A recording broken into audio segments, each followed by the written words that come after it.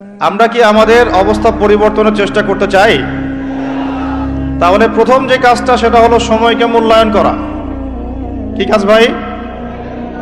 সময়কে মূল্যায়ন করতে গেলে মোবাইল ফোনের ব্যবহার, প্রয়োজনের অতিরিক্ত ব্যবহারটা বন্ধ করতে হবে। মোবাইল ফোনের প্রয়োজন যতটুকু এতটুকু ব্যবহার ঠিক আছে, এরপরে অতিরিক্ত ব্যবহার করতে যাবেন না। সময় নষ্ট হবে, মস্তিষ্কও নষ্ট হয়ে যাবে। বহু হাফেজে কোরআন এখন দিন দিন কোরআন ভুলে যাচ্ছে।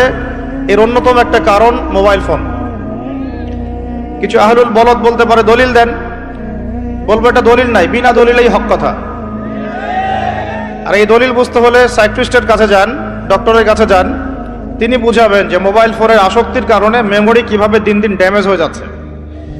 তো আমাদের দেশে একটা প্রবলেম দেখা যাচ্ছে, আমরা ডিগ্রি সার্টিফিকেট অর্জন করছি কিন্তু সৃজনশীলতা তৈরি হচ্ছে না।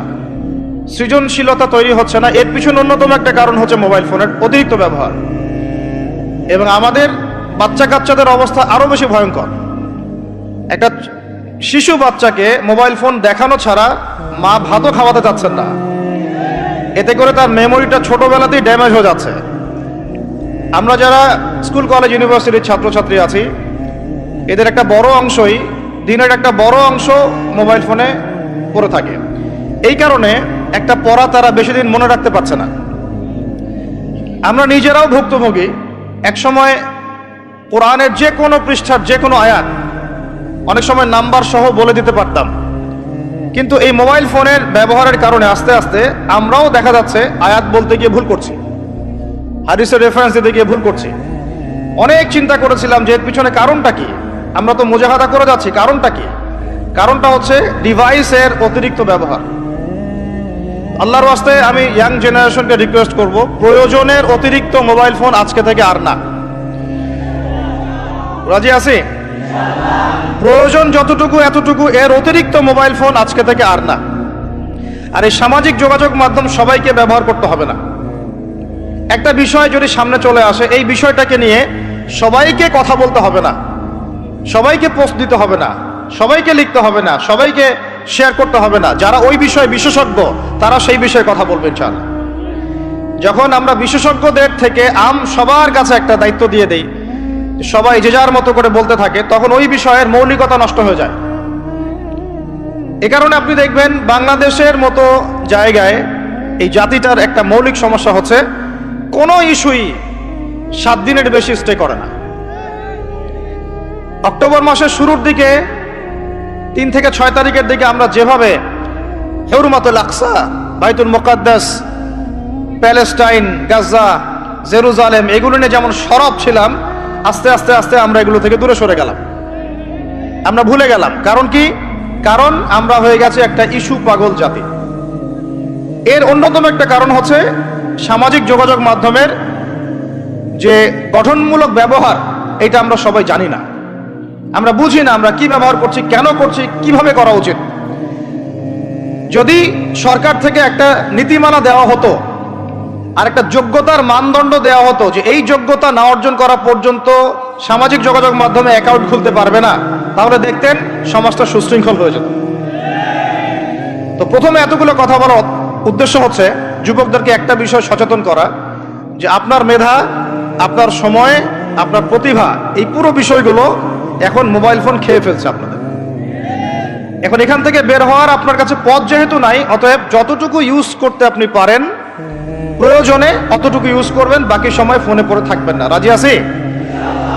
কারণ আমরা বলেছিলাম, আয়াত শুরুতে একটা আয়াত বলেছিলাম, আল্লাহ পাক কোন জাতির অবস্থা ততদিন পর্যন্ত পরিবর্তন করেন না যতদিন না তারা নিজেরা কি বলেন, নিজেদের অবস্থা পরিবর্তনের চেষ্টা করে। তাহলে প্রথম পরিবর্তনটা শুরু হোক আপনার সময়কে মূল্যায়ন থেকে।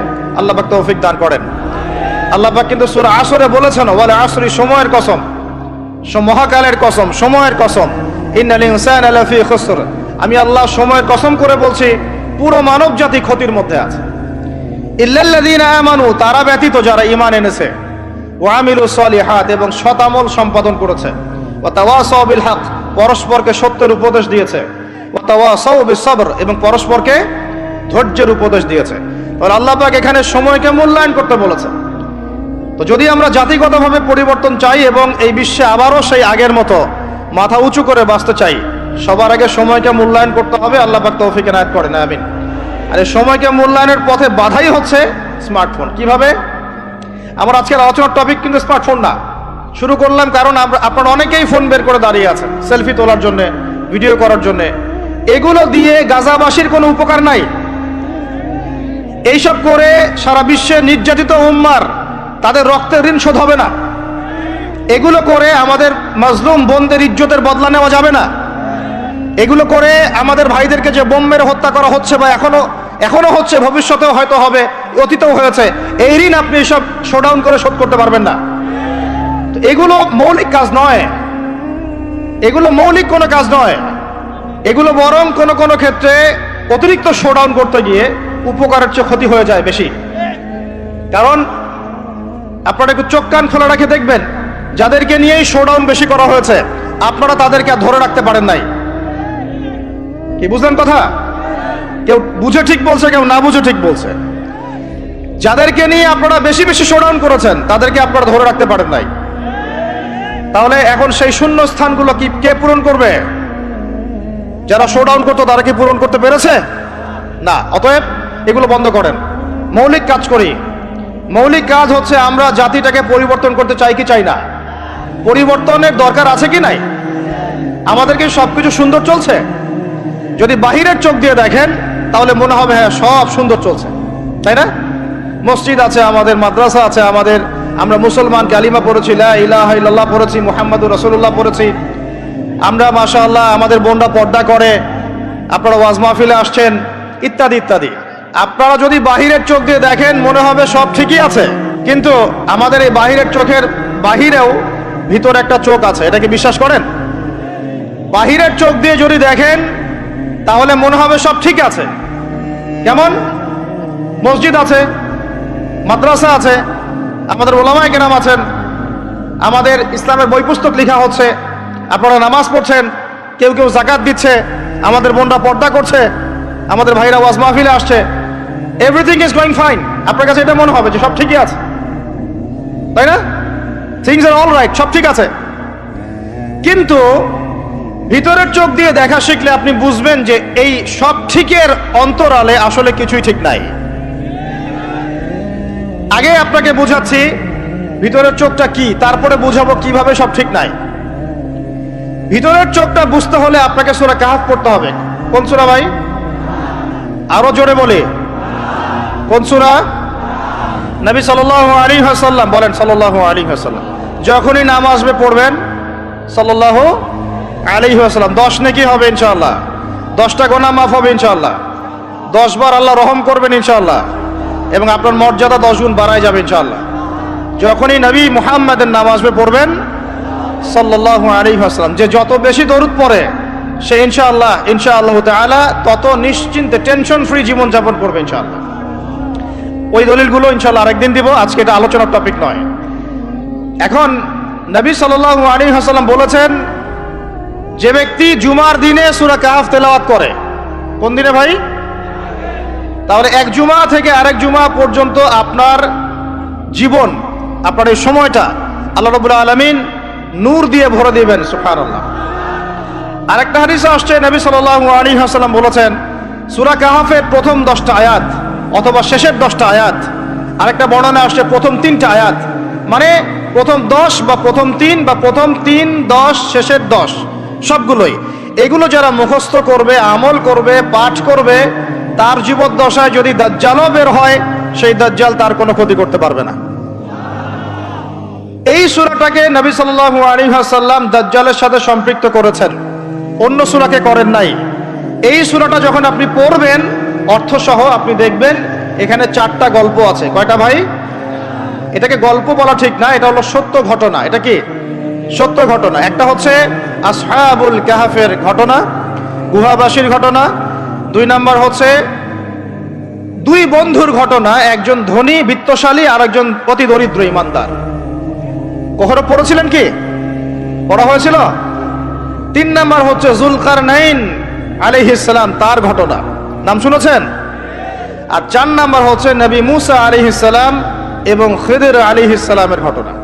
তো চারটা ঘটনা তো আজকে বলার সময় নাই, একটা খালি বলছি। কেন বলছি? আপনাকে বোঝাতে চাচ্ছি বাহিরের চোখ, বাহিরের কান, এগুলোর ভিতরেও একটা ভিতরের চোখ আছে, ভিতরের কান আছে।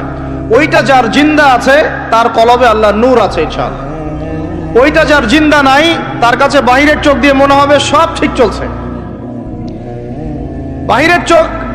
বাহিরের চোখ দিয়ে যে দেখে সে মনে করবে বিশ্বটা পুরো আগায় যাচ্ছে, উন্নতির দিকে, অগ্রগতির দিকে।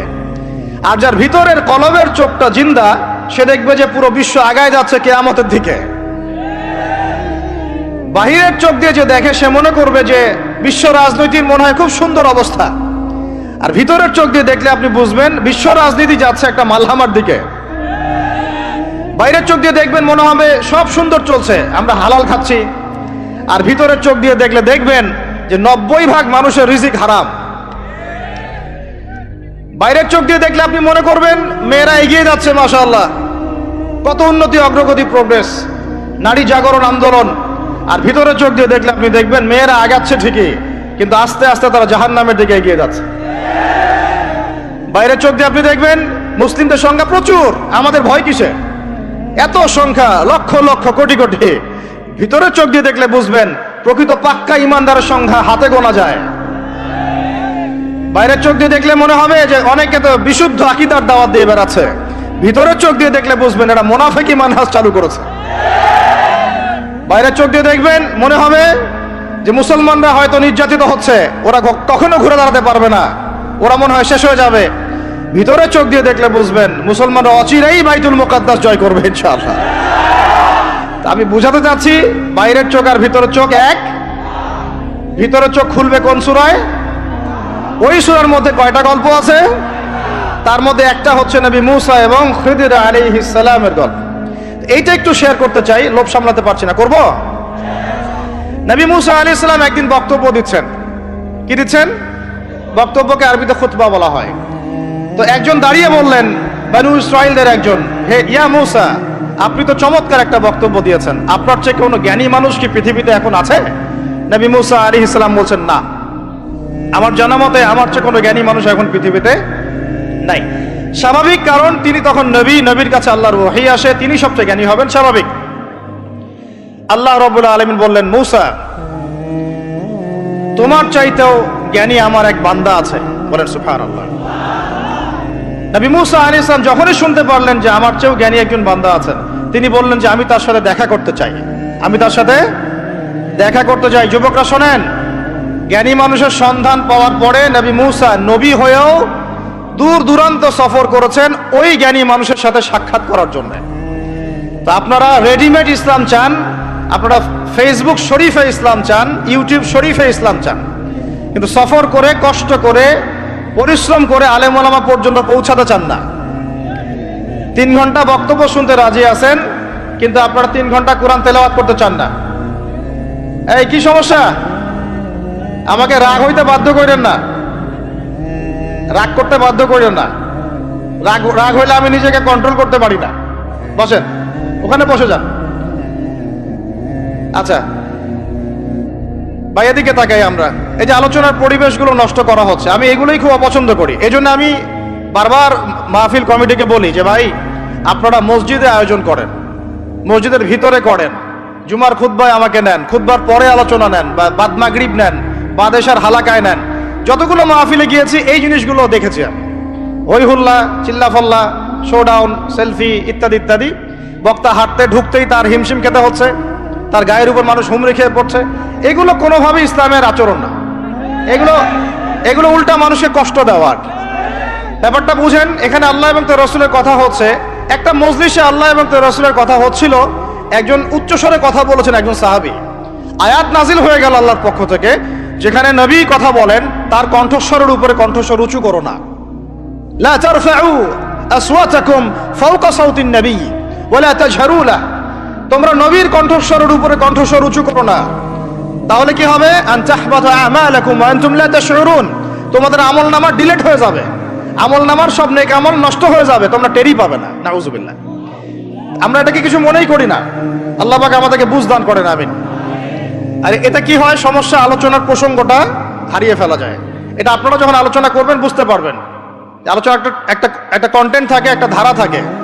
তো এই ধারাটা বিঘ্নিত হলে আবার শুরু করতে হয় শুরু থেকে। আল্লাহ পাক আমাদেরকে হেদায়েত দান করেন, বুঝ দান করেন। কষ্ট করে আসছেন, যেখানে জায়গা পেয়েছেন 1 ইঞ্চি ওখানে দাঁড়িয়ে যাবেন, নড়াচড়া হবে না। আলোচনা ইনশাআল্লাহ 1 ঘন্টার মধ্যে শেষ হয়ে যাবে, তারপরে আপনারা নড়াচড়া করবেন ইনশাআল্লাহ। ঠিক আছে ভাই? আর যাদের কোনো প্রশ্ন থাকবে একটু লিখিত আকারে আমাদের ভাইদেরকে দিবেন, শেষে আমরা কিছু অ্যান্সার দেওয়ার চেষ্টা করবো ইনশাআল্লাহ তাআলা। কোথায় ছিলাম? আচ্ছা, কোথায় বলেন? মাশাআল্লাহ, আমাদের শ্রোতার অনেক বিচক্ষণ, আল্লাহ পাক তাদেরকে কবুল করেন।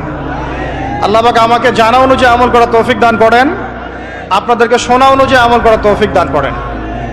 তো নবী মুসা আলাইহিস সালাম কি বলেছিলেন? জ্ঞানী মানুষ, তাই তো?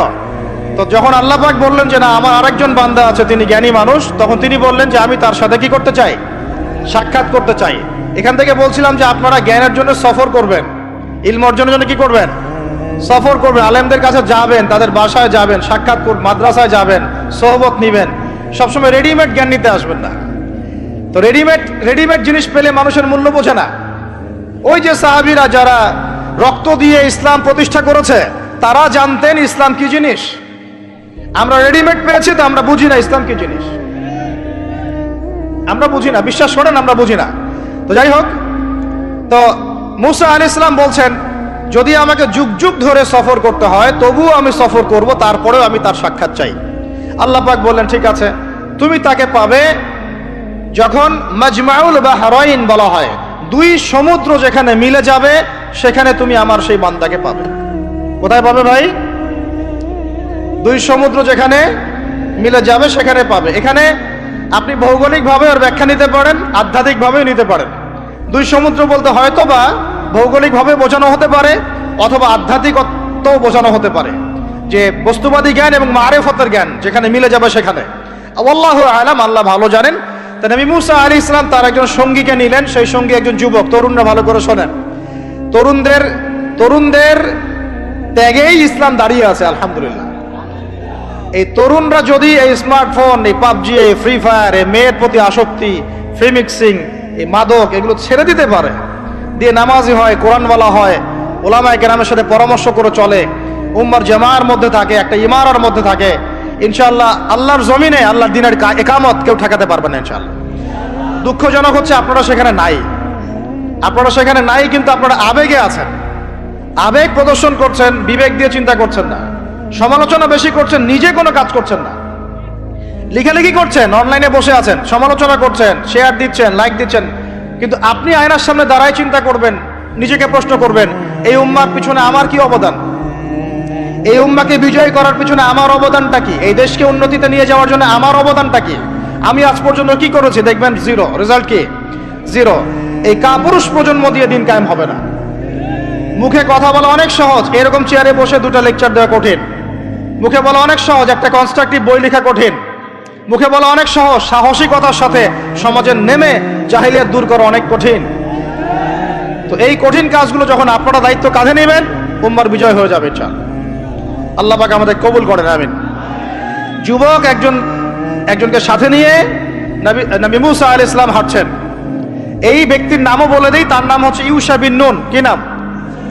তিনি পরবর্তীতে নবী হয়েছিলেন, এবং তার পরবর্তীতে এই যে তালুত নাম শুনেছেন, যাকে সেনাপতি করা হয়েছিল, মনে আছে? ভুলে গেছেন, আপনারা পড়েন নাই মনে হয়, সূরা বাকারা শেষের দিকে আছে। ওই তালুতের নেতৃত্বেই তো বাইতুল মুকাদ্দাস জয় হলো, বনু ইসরাইল সেখানে ঢুকলো। এবং তখন সূর্য ডুবে যাচ্ছিল, তিনি দোয়া করছিলেন, আল্লাহ সূর্যটাকে থামিয়ে দাও। আল্লাহ পাক বাইতুল মুকাদ্দাস বিজয়ের স্বার্থে সূর্যকে থামিয়ে দিলেন। সুবহান। মহাবিশ্বে সূর্যের ঘূর্ণন থেমেছে একবার, মহাবিশ্বে সূর্যের ঘূর্ণন আল্লাহ থামিয়ে দিয়েছেন। কোরআন সাক্ষী আছে, হাদিস সাক্ষী আছে। আবার অচিরেই নবী সাল্লাল্লাহু আলাইহি ওয়াসাল্লাম বলেছেন, দাজ্জাল যখন আসবে, ওর শাসন যখন শুরু হবে, 40 দিনের প্রথম দিনটা হবে 1 বছরের সমান। এখন 1 বছরের সমান একদিন কিভাবে হতে পারে, এটা আপনারা ভাববেন যারা অ্যাস্ট্রোফিজিক্স পড়েন, যারা ফিজিক্স নিয়ে পড়েন, যারা অ্যাস্ট্রোনমি নিয়ে ঘাটাঘাটি করেন, আপনারা এটা তদন্ত করে দেখেন কিভাবে একটা বছর একদিনের সমান হতে পারে। একদিন 1 বছর সমান কেমন করে হতে পারে? তারপরের দিন হবে 1 মাসের সমান, তারপরের দিন হবে 1 সপ্তাহের সমান, তারপরের দিনগুলো হবে আমাদের দিনের মতো। তার মানে মহাবিশ্বে কিছু একটা হতে পারে, আল্লাহ ভালো জানেন। তো ওইদিকে আমরা যাচ্ছি না। এখন নবী মুসা আলাইহিস সালাম হাঁটতে শুরু করলেন। চলতে চলতে চলতে তিনি ওই মাজমাউল বাহরাইনের কাছে পৌঁছে গেলেন। আল্লাহর পক্ষ থেকে নির্দেশ ছিল, তোমার থলির মধ্যে একটা মাছ নাও, যেই মাছটা যখন লাফ দিয়ে জীবিত হয়ে যাবে এবং সমুদ্রে লাফ দিয়ে ফেলবে তখনই তুমি তার দেখা পাবে। একটা মৃত মাছ তিনি নিলেন, হাঁটা শুরু করলেন, যোজন যোজন দূর চলতেই থাকলেন, হাঁটতেই থাকলেন। এক পর্যায়ে একটা পাথরের হেলান দিয়ে রেস্ট নিচ্ছেন, বিশ্রাম করছেন। বিশ্রাম করতে গিয়ে তিনি তার সঙ্গীকে বলছেন, আচ্ছা যে নাস্তা নিয়ে আসছিলাম সেটা নিয়ে আসো দেখি। তখন তিনি বলছেন, আমি তো আপনাকে বলতে ভুলে গিয়েছি, ওই মাছ তো জীবিত হয়ে চলে গেছে সমুদ্রের মধ্যে। তখন মুসা আলাইহিস সালাম বললেন, আরে আমাকে এতদিন বলোনি কেন, এতক্ষণ বলো নাই কেন? ওইটাই তো সেই জায়গা যেখানে আমি তাকে পাবো। তারা আবার ব্যাক করলেন। তারা ব্যাক করলেন, সেই জায়গায় দেখলেন পাথরের উপরে সেই আল্লাহর বান্দা বসে আছে। তার নাম খিদির আলাইহিস সালাম। খিদির শব্দের অর্থ শ্যামল। খিদির মানে শ্যামল। হাদিসে আসছে তিনি যেখানে যেতেন মৃত জায়গার উপরে বসলে সেই জায়গা সবুজ হয়ে যেত। সুবহানাল্লাহ। তো খিদির মানে শ্যামল, সবুজ আলাইহিস সালাম। এখন তিনি পাথরের উপরে বসে আছেন। নবী মুসা আলাইহিস সালাম গিয়ে সালাম দিলেন, বললেন আসসালামু আলাইকুম ওয়া রাহমাতুল্লাহ। তখন তিনি বলছেন, ওয়া আলাইকুম আসসালাম ওয়া রাহমাতুল্লাহি ওয়া বারাকাতুহু। তো মুসা আলাইহিস সালাম বলছেন, আমি মুসা। তখন খিদির আলাইহিস সালাম বলছেন, তুমি কি বনু ইসরাইলের মুসা? তুমি কি বনু ইসরাইলের মুসা? মানে বুঝাতে চাচ্ছি খিদির আলাইহিস সালাম বনু ইসরাইলদের কেউ নন। পৃথিবীর সবচেয়ে জ্ঞানী মানুষ বনু ইসরাইলদের মধ্যে নন, তিনি বনু ইসরাইলের বাইরে কেউ একজন। তাই এখনকার যে স্টেট অফ ইসরায়েল দাবি করে যে তারা হচ্ছে ইহুদি এবং তারা বনু ইসরাইল, তারাই পৃথিবীর সবচেয়ে এলিট সোসাইটি, বাকি সবাই তেলাপোকা, ওদের এই দলিল, এই কথার উল্টা দিকে কোরআন কথা বলেছে, খিদির বনু ইসরাইলের কেউ ছিল না। তো পৃথিবীর সবচেয়ে সেরা মানুষ, জ্ঞানী মানুষকে খুঁজতে হলে নবী মুহাম্মদ সাল্লাল্লাহু আলাইহি ওয়াসাল্লামের উম্মতে আসতে হবে। কথা বুঝতে পারছেন? পরতে পরতে দলিল আছে, একটু ঠান্ডা মাথায় গভীরভাবে ভাবার চেষ্টা করতে হবে। তো এখন খিদির আলাইহিস সালামকে নবী মুসা আলাইহিস সালাম বলছেন যে, হাল আদুল্লুকা আলা আন তুআল্লিমানি মিম্মা উল্লিমতা রুশদা। আমি শুনেছি আল্লাহ আমাকে বলেছেন যে আপনি পৃথিবীর সবচেয়ে জ্ঞানী মানুষ, তাহলে আমি কি আপনার সাথে সঙ্গী হতে পারি, সফর করতে পারি, যে আপনাকে আল্লাহ পাক যে জ্ঞান শিক্ষা দিয়েছেন আপনি আমাকেও শেখাবেন? এটা হলো স্টুডেন্টের একটা আর্তনাদ। ছাত্র হিসেবে তিনি বলছেন, আমি কি আপনার সঙ্গী হতে পারি? আল্লাহ আপনাকে যে জ্ঞান শিখিয়েছেন আমাকেও শিখাবেন। দেখেন, একজন নবী এই কথা বলছেন। আর আমাদের তো মাশাআল্লাহ, ওই যে বললাম, জ্ঞান শেখার কোনো ফিকির নাই। 6 মাসের একটা কোর্স করতে পারি না, কোরআন তেলাওয়াত শিখবো 3 মাসের কোর্স করতে পারি না, 3 ঘন্টা ওয়াজ শুনতে রাজি, 3 ঘন্টা আমরা বই পড়তে পারি না। তো এই প্রজন্মটা দিয়ে হবে না ভাই। আমি আপনাদেরকে পরিবর্তন করতে চাই, আল্লাহ পাক যেন কবুল করেন, তৌফিক দান করেন। এখন খিদির আলাইহিস সালাম বলছেন, ইন্নাকা লান তাস্তাতিআ মাইয়া সাবরা। টিচারের কি কথা, কি দূরদর্শিতা! টিচার বলছেন যে তুমি তো আমার সাথে সবর করতে পারবে না। সঙ্গী হওয়ার আগেই কথা বলা শেষ। আপনি এসে আমাকে বলছেন, ভাই আপনার সাথে কি সফর করতে পারি, একটু ইলম শেখাবেন, আর আমি বলছি আপনি তো সবর করতে পারবেন না। তো কি পরিমাণ জ্ঞান, গভীরতা, দূরদর্শিতা থাকলে, ভবিষ্যৎ সম্পর্কে দূরদর্শিতা থাকলে তিনি আগেই বলতে পারেন যে আপনি সবর করতে পারবেন না। ক্লাসে আপনি পড়িয়েছেন মনে করেন 100 জন বাচ্চাকে, শেষে আপনি বললেন যে অমুক আব্দুর রহমান সে ফার্স্ট হতে পারে, এবং আব্দুর রহিম তুমি ভালো স্টুডেন্ট না, তুমি দুষ্টামি করো, পড়াশোনা করো না, তুমি ফার্স্ট হতে পারবে না, লাস্ট হবা তুমি। তো রেজাল্টের দিন দেখা গেল সত্যি সত্যি আব্দুর রহমান ফার্স্ট হয়েছে, আব্দুর রহিম লাস্ট হয়েছে। তার মানে কি টিচার গায়েবের খবর জানে? এটা কি তার হিকমা, তার প্রজ্ঞা, তার বাসিরা, তার অভিজ্ঞতা? আল্লাহ পাক তাকে সেই জ্ঞানটা দিয়েছিলেন। মুসা আলাইহিস সালামকে মুখের উপর বলে দিলেন যে তুমি তো আমার সাথে সবর করতে পারবে না। মুসা আলাইহিস সালাম বলছেন, সাতাজিদুনি ইনশাআল্লাহু সাতাজিদুনি ইনশাআল্লাহু সাবিরান ওয়ালা আ'সি লাকা আমরা। ইনশাআল্লাহ আপনি আমাকে ধৈর্যশীল পাবেন এবং আমি আপনার কাজে কোনো বিঘ্ন সৃষ্টি করব না।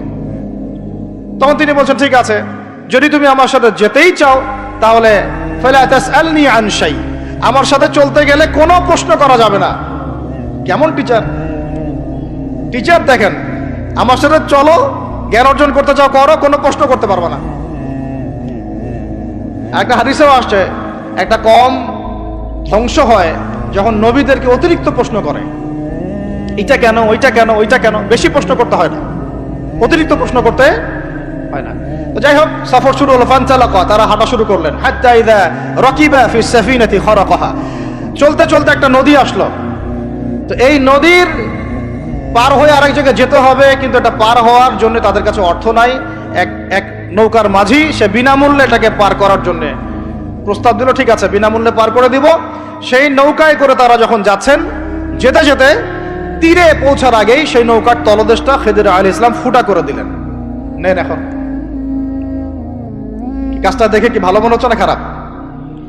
আমি আপনার গাড়িতে করে ধরেন যাচ্ছি, গাড়িটা যখন আপনি আমার বাসা পর্যন্ত পৌঁছে দিবেন, তার আগে নামলাম, নাইমা আপনার টায়ার চারটা পাস্ট করে দিলাম, আপনি আমাকে কি বলবেন? কিছু বলবেন না, ফেসবুকে গিয়ে স্ট্যাটাস দিবেন অথবা লাইভে আসতে পারেন, তাই না? এই আর কি। তো নবী মুসা আলাইহিস সালাম রিঅ্যাক্ট করলেন যে লাকাদ জি'তা শাইআন ইমরা, আপনি তো একটা অন্যায় কাজ করলেন মনে হচ্ছে। এটা কেন করলেন? যারা আমাদেরকে বিনামূল্যে বিনা পারিশ্রমিকে পার করে দিল, আপনি ওই নৌকা ফুটা করে ফেললেন। তখন খিদর আলাইহিস সালাম বললেন যে আমি তো তোমাকে বলেছি, আলা মা কুল্লাক, আমি কি তোমাকে বলি নাই ইন্নাকা লান তাসতাতিআ মাইয়া সাবরা, তুমি আমার সাথে সবর করতে পারবে না? মুসা আলাইহিস সালাম বলছেন যে ঠিক আছে, আমি যে ভুলে গিয়েছি এজন্য আমাকে পাকড়াও করেন না, আমি যে ভুলে গিয়েছি কথাটা, এজন্য আমাকে পাকড়াও করেন, একটা চান্স দেন আমাকে। তো ঠিক আছে চলো আবার। ফানতালাকা, আবার তারা চলা শুরু করলেন। হাত্তা ইযা লাকিয়া গুলামান ফাকাতালা, এবার একটা ছোট্ট বালকের সাথে দেখা হলো। এই 8 বছর 10 বছর বয়স হবে, এই গোলাম বালকের সাথে দেখা হলো। ফাকাতালাহু, এবার খিদর আলাইহিস সালাম তাকে হত্যা করলেন। একটা বাচ্চাকে, এটা কেমন হলো? নৌকা ফুটা করার চেয়ে বেশি ভারী না হালকা? আরো ভারী। মুসা আলাইহিস সালাম বলছেন লাকাদ জি'তা শাইআন নুকরা, আপনি তো এবার জঘন্য একটা কাজ করলেন, আপনি তো পুরো একটা নিষ্পাপ বাচ্চাকে হত্যা করে ফেললেন। তারপরে বললেন যে এরপর যদি আর একটা প্রশ্ন করো তাহলে তোমার সাথে আমার আর চলা হবে না, লাস্ট চান্স। ঠিক আছে চলেন। এবার চলতে চলতে ফানতালাকা হাত্তা ইযা আতায়া আহলা ক্বরিয়াতিন ইসতাতআমা আহলাহা ফাআবাউ আন ইউদাইফুহুমা, কোরআনে আসছে একটা করিয়া মানে একটা গ্রামের মধ্যে তারা ঢুকলেন। সেই গ্রামে ঢুকে মেহমানদারি চাইলেন, নাস্তা পানি চাইলেন আর কি। তো তারা মেহমানদারি করলো না, দূর দূর করে তাড়িয়ে দিল। অনেকটা আমাদের ওই কলকাতার দাদা বাবুদের মতো আর কি, জিজ্ঞাসা করো যে খেয়ে আসছেন না খেয়ে যাবেন। এটা আমাদের আস্তে আস্তে আমাদের মধ্যে ছড়ায় পড়তেছে আর কি। মেহমান আসলে বিরক্ত হয়, কবে যাবে সেই ফিকির করে। এরা মেহমানদারি করলো না, উল্টা তাকে তাড়িয়ে দিল। তো যাই হোক, এখন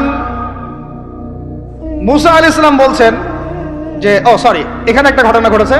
খিদর আলাইহিস সালাম দেখলেন যে বাড়ি থেকে তাদেরকে তাড়িয়ে দেওয়া হলো, মেহমানদারি করা হলো না, ওই বাড়ির একটা দেয়াল ধসে পড়ে গেছে, ওই বাড়ির একটা দেয়াল ধসে পড়ে গেছে। তখন তিনি সেটাকে নিজের হাতে আবার নির্মাণ করে দিলেন। সুবহানাল্লাহ। এটা দেখে মুসা আলাইহিস সালাম বললেন যে আপনি তো চাইলে কিছু আজর নিতে পারতেন, আপনি যে এত কষ্ট করে এটা নির্মাণ করে দিলেন, আপনি তো চাইলে একটু টাকা পয়সা নিতে পারতেন। ওরা মেহমানদারি করলো না, ওইটা দিয়ে হয়তো আমরা কি করতে পারতাম, নাস্তা পানি করতে পারতাম। তখন তিনি বলেন হাযা ফিরাকু বাইনি ওয়া বাইনাক, এই হলো তোমার আমার ফেরাক, পার্থক্য শেষ, তোমার সাথে আমার চলা আর হলো না। আমাদের নবী সাল্লাল্লাহু আলাইহি ওয়াসাল্লাম বলেছিলেন যে যদি সেদিন মুসা আলাইহিস সালাম এই প্রশ্নগুলো বারবার না করতেন তাহলে আরো অনেক জ্ঞান শেখা যেত। সুবহানাল্লাহ। তখন তিনি বলছেন ঠিক আছে, হাযা ফিরাকু বাইনি ওয়া বাইনাক সাউনাব্বিউকা বিতাউইল মা লাম তাসতাতি আলাইহি সাবরা, তবে যাওয়ার আগে আমি তোমাকে জানিয়ে দিব এই তিনটা ক্ষেত্রে মূল ঘটনা কি ছিল যে বিষয়ে তুমি সবর করতে পারো নাই। আম্মা সাফিনা, ওই যে সাফিনা বা নৌকা, আম্মা সাফিনাতু আম্মা সাফিনাতু ফাকানা লিমাসাকিন ইয়ামালুনা ফিল বাহর, ওই যে সাফিনা বা নৌকাটা ওইটা ছিল মিসকিনদের, মিসকিন মানে বলা হয় কি হতদরিদ্র মানুষ, জেলে টাইপের, যাদের কিছু নাই, নৌকায় মানে সমুদ্রে মাছ ধরে ধরে খায়, এরকম কিছু মানুষের ওই সাফিনা বা নৌকাটা ছিল। এবং ওদের পিছনে ছিল একটা মালিক, মালিক মানে এখানে জলদস্যু। যদি ওই সাফিনা বা নৌকাটা আমি ছিদ্র না করতাম, ওই জলদস্যুরা এটা ভালো অবস্থায় পেলে ছিনতাই করে হাইজ্যাক করে নিয়ে যেত। আমি যেহেতু ফুটা করে দিয়েছি এই জন্য এটা ত্রুটিযুক্ত, এই নৌকাটা তারা আর নিবে না। তোমার কাছে বাইরের চোখ দিয়ে মনে হয়েছে যে আমি একটা অন্যায় করেছি, আসলে আমি তাদের উপকারী করেছি। বলেন সুবহানাল্লাহ। বুঝতে পারছি বাইরের চোখ ভিতরের চোখ কি জিনিস? আচ্ছা, তারপরে ওয়াম্মাল গুলাম, এটা কি ভাই হাফেজ কে আছেন এখানে? ওয়াম্মাল গুলামু ফাকানা আবওয়াহু মুমিনাইন ফাখাশিনা আন ইউরহিকাহুমা তুগয়ানা ওয়া কুফরা। সুবহানাল্লাহ। এটা আমাদের এই যে শাহবাগী প্রজন্মের জন্য একটা প্রযোজ্য আর কি। কেন বলছি শুনেন ভালো করে। এবার ইনি বলছেন যে ওই যে বাচ্চাটাকে আমি হত্যা করেছি, এই বাচ্চাটা যদি বড় হতো সে নিজে তো কাফের হতোই, বড় কাফের, এর পিতা মাতাদেরকেও পর্যন্ত কুফরির মধ্যে নিয়ে আসতো। মানে একটা কাফের প্রজন্ম তো তৈরি করতোই, বরং এই কাফের মানুষকে কাফের করার জন্য নাস্তিক মুরতাদ বানানোর মিশন নিয়ে মাঠে নামতো। মেলে না? ওই জন্য আমি ছোটবেলায় এদেরকে হত্যা করে দিয়েছি, যাতে বড় হয়ে কাজটা করতে না পারে। কথা বুঝতে পারছেন? আর তিনি বলছেন আমি এটা নিজের ইচ্ছায় করি নাই, ওমা ফাআলতুহু আন আমরি, আমি এটা নিজের ইচ্ছায় করি নাই, এটা আল্লাহ পাকের আদেশ ছিল। বলি সুবহানাল্লাহ। আর ওয়াম্মাল জিদার ফাকানা লিগুলামাইন ইয়াতীমাইন ফিল মাদিনা ওয়া কানা তাহতাহু কানজুল লাহুমা। সুবহানাল্লাহ। আর 3 নাম্বার তিনি বলছেন আর ওই যে দেয়ালটা আমি নির্মাণ করেছি, এই দেয়ালটা ছিল ওই বাড়ির 2 এতিম বালকের। সুবহানাল্লাহ। ওয়া কানা আবুহুমা সালিহা, তাদের বাবা ছিল সৎ। আর ওই দেয়ালের নিচে তাদের বাবা মায়ের রেখে যাওয়া পৈতৃক সম্পত্তি খাজানা ছিল। যদি দেয়াল নির্মাণ না করতাম মানুষ সেই খাজানা নিয়ে চলে যেত। দেয়াল নির্মাণ করেছি, ওরা যখন বড় হবে তখন ওই খাজানা তারা অটোমেটিকলি পেয়ে যাবে। তো 3টা ক্ষেত্রেই হে মূসা তুমি সবর করতে পারো নাই, তোমার কাছে মনে হয়েছে যে আমি অন্যায় করছি, কিন্তু আসলে এই প্রত্যেকটা ক্ষেত্রে আমি সঠিক ছিলাম, তুমি ভুল ছিলে। এখানে একটা চমৎকার শিক্ষা আছে, একটা চমৎকার গভীর একটা শিক্ষার ব্যাখ্যা আছে, অন্তর্দৃষ্টির শিক্ষা, যে শুধুমাত্র বাইরের চোখ দিয়ে আর বাইরের এইসব সাক্ষরতার হাত দিয়ে, সার্টিফিকেট দিয়ে, নাম সিগনেচার করে, এত বইপত্র পড়েই মানুষ প্রকৃত শিক্ষিত হয় না। একটা গভীর একটা বুঝ দরকার, আল্লাহর মারেফত দরকার, আল্লাহর নূর দরকার, তাসকিয়া দরকার, দূরদর্শিতা দরকার, যেটাকে আমরা হিকমা বলি। ওয়ামা ইউতাল হিকমা ফাকাদ উতিয়া খায়রান কাসীরা। আল্লাহ বলেছেন যাকে হিকমা এবং প্রজ্ঞা দেওয়া হয়েছে তাকে অনেক প্রচুর কল্যাণ দিয়ে দেওয়া হয়েছে। এখানে দেখেন একজন নবী হয়েও তিনি বুঝতে পারেন নাই এই 3টা ঘটনার পিছনের কারণ কি, অথচ খিদর আলাইহিস সালামকে আল্লাহ পাক এমন জ্ঞান দিয়েছিলেন যেই জ্ঞান দিয়ে তিনি ব্যাখ্যা করলেন যে পিছনের কারণ কি ছিল। এখন এই ঘটনাটা আপনার আমার জন্য শিক্ষাটা কি, এই যুগের সাথে কি সম্পর্ক? আমি বলেছি সূরা কাহফ আপনাকে দাজ্জাল থেকে বাঁচাবে। আমি বলেছি সূরা কাহফ সেই সূরা যা আপনার অন্তর্দৃষ্টি, ভিতরের চোখ খুলে দিবে, আপনার কলবে নূর নিয়ে আসবে। আপনি এমন কিছু দেখবেন, বুঝবেন, শুনবেন যা সবাই বুঝতে পারছে না, সবাই শুনতে পারছে না, সবাই দেখতে পারছে না। এখন বাইরের চোখ দিয়ে আপনি দেখছেন পুরো বিশ্বে মুসলমানদের কোটি কোটি মুসলমান, একদম 60টা 70টা 100টা রাষ্ট্র, কত মিলিটারি বাহিনী, কত আমাদের প্রযুক্তি, কত পুলিশ, কত র্যাব, কত আমাদের পলিটিশিয়ান দিয়ে ভর্তি। আদতে ভিতরের চোখ দিয়ে দেখলে আপনি দেখবেন পুরো বিশ্বের এই লক্ষ কোটি মুসলমান আজকে জাতিসংঘের হাতে বন্দী হয়ে গেছে। ও যদি বলে ডানে যাও, মুসলমানরা ডানে যায়, যদি বলে বামে যাও, মুসলমানরা বামে যায়, কিছুই করার নাই। এটা ভিতরের চোখ দিয়ে আমরা দেখছি, ভিতরের চোখ দিয়ে। এটাকে ফর্ম করা হয়েছে দ্বিতীয় বিশ্বযুদ্ধের পরে 1945 সালের দিক থেকে। এটার এজেন্ডাই ছিল একটা, যে পুরো বিশ্বের কাফেরদেরকে ঐক্যবদ্ধ করা এবং সারা বিশ্বের মুসলিমদেরকে নির্যাতন করা। প্রত্যেকটা জায়গায় মুসলিমরা যেখানে নির্যাতিত হয়েছে এর পিছনে এদের একদম স্পষ্ট ভূমিকা ছিল। এখন পর্যন্ত যদি আগামীকাল আপনি শোনেন যে গাজার মধ্যে 1000 শিশুকে হত্যা করা হয়েছে, তবুও এরা ঐক্যবদ্ধভাবে মাজলুমদের পক্ষে কোনো অবস্থান নিবে না। এরা বরং ওই জালেমদের পক্ষে অবস্থান নেবে এবং বলবে আমরা আমাদের বন্ধুদের সাথে আছি। এটা হচ্ছে আসল চরিত্র, যেটা আপনি বাইরের চোখ দিয়ে বুঝতে পারছেন না, কিন্তু আপনি খিদির হলে বুঝতে পারতেন আসল ঘটনা কি। আমার কথা কি বুঝতে পারছেন? তাহলে এটা বাইরের চোখ দিয়ে দেখলে আপনি বিশ্ব রাজনীতিতে বুঝবেন যা হচ্ছে এগুলো মুসলমানদের কল্যাণের স্বার্থে হচ্ছে না, বরং আমাদের স্বার্থকে জলাঞ্জলি দিয়ে ওরা ওদের স্বার্থ প্রতিষ্ঠা করছে। আল্লাহ পাক এই জালেমদের থেকে আমাদেরকে হেফাজত করেন। এইটা হচ্ছে মূল তাগুতি শক্তি, পুরো বিশ্বের মূল তাগুত, মূল কুফর, মূল শিরকের গোড়াই হচ্ছে এটা। বিশ্বাস করেন ইমামুল মাহদী যখন আসবেন এবং ঈসা ইবনে মারইয়াম যখন আসবেন, ইনশাআল্লাহু তাআলা এই গোড়ার তাগুতি শক্তির কোনো অস্তিত্ব এই পৃথিবীতে থাকবে না ইনশাআল্লাহ। আমরা এটাও জানি 80টা পতাকা একত্রিত হবে। কতটা? 80টা পতাকা একত্রিত হয়ে মুসলমানদের বিরুদ্ধে তারা যুদ্ধ করবে। ইতিহাসের ছাত্র কেউ থাকলে আমার সামনে দাঁড়ায় বলেন তো, যে এই পুরো বিশ্বের ইতিহাসে কোনোদিনও 80টা ফ্ল্যাগ একত্রিত হয়ে মুসলমানদের বিরুদ্ধে লড়েছে? হয়েছে এই ঘটনা কখনো? তার মানে হয় বর্তমানে হবে অথবা ভবিষ্যতে হবে। আর আপনাকে যদি জিজ্ঞাসা করি এটা কাদের দ্বারা সম্ভব, পুরো বিশ্বের 80টা ফ্ল্যাগকে একত্রিত করা কাদের দ্বারা সম্ভব? আপনার বিচক্ষণতা থাকলে খিদির যদি আপনি হয়ে থাকেন আপনি বুঝতে পারবেন কাদের দ্বারা সম্ভব। এখন এটা হলো জিওপলিটিক্যাল অবস্থা। তবে ওইখানে যে ওদের মধ্যে সবাই এক তা নয়, ওদের মধ্যেও দুটো ভাগ আছে। এক শ্রেণীর নাসারা আছে যারা মুসলমানদের কাছাকাছি থাকবে, যারা দেখবেন মুসলমানদের পক্ষে অবস্থান নেবে। আর এক শ্রেণীর নাসারা থাকবে যারা মুসলমানদের সরাসরি শত্রুতা করবে। এই বিষয়ে আল্লাহ পাক সূরা মাইদার মধ্যে স্পষ্ট বলেছেন, ইয়া আইয়ুহাল্লাযীনা আমানু, হে মুমিনগণ, লা তাত্তাখিযুল ইয়াহুদা ওয়ান নাসারা আউলিয়া, তোমরা ইহুদি এবং নাসারাদেরকে বন্ধুরূপে গ্রহণ করো না। কে বলেছেন? কে বলেছেন?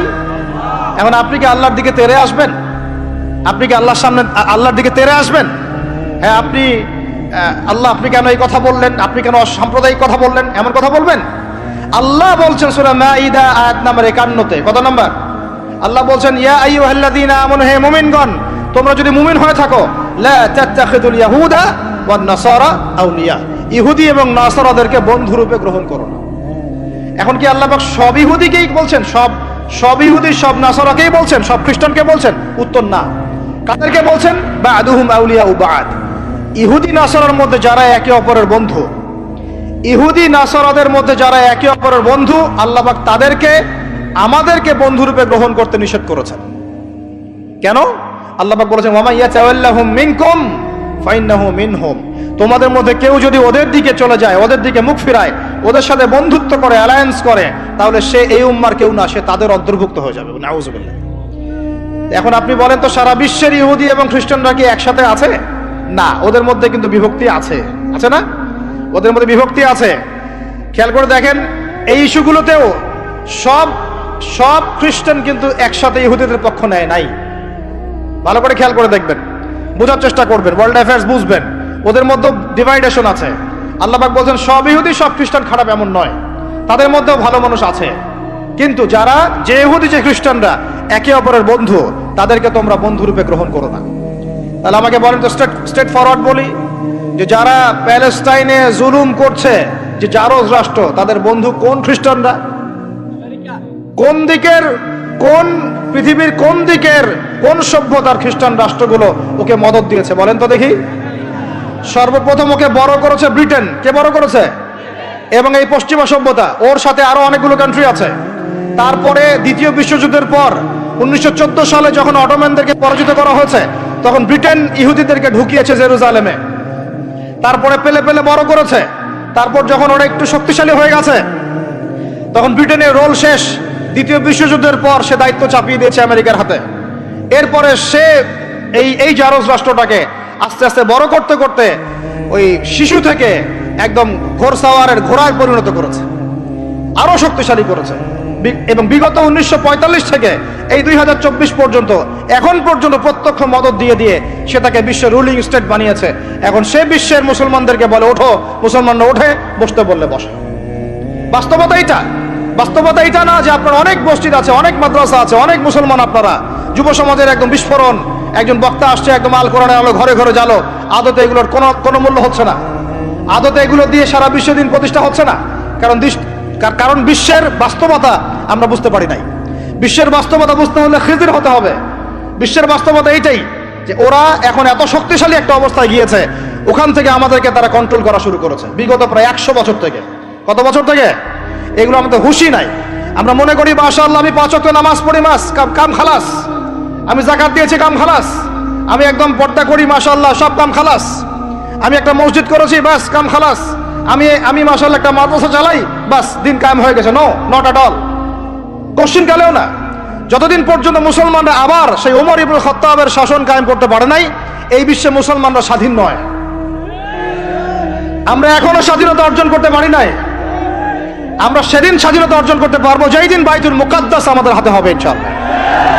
ওই দিন আমরা 10 গুণ মূল্য আদায় করবো ইনশাআল্লাহ। এই যে আমাদের এক একটা ভাই, এক একটা বোন, এক একটা আমাদের শিশু, এদের এক একটা রক্তের, মাজলুমদের রক্তে 10 গুণ চড়া মূল্য আদায় করবো ইনশাআল্লাহ। আল্লাহ নবী সেটা বলেছেন যে ইহুদিদের বিপক্ষে কথা বলবে পাথর এবং গাছ। পাথর এবং গাছ পর্যন্ত, হাত্তা ইয়াকুলু শাজার ওয়াল হাজার, এমনকি গাছ এবং পাথর কথা বলা শুরু করবে, ইয়া মুসলিম, হে মুসলিম সৈন্য, ইন্না ওয়ারাইল ইয়াহুদ, আমার পিছনে ইহুদি সৈন্য দাঁড়িয়ে আছে, তাল ফাকতুলহু, আসো একে হত্যা করে যাও। এই দৃশ্য দেখার জন্য এখনো এই সভ্যতা বাকি আছে ইনশাআল্লাহ। ইনশাআল্লাহ আমরা 10 গুণ চড়া মূল্য আদায় করবো ইনশাআল্লাহ।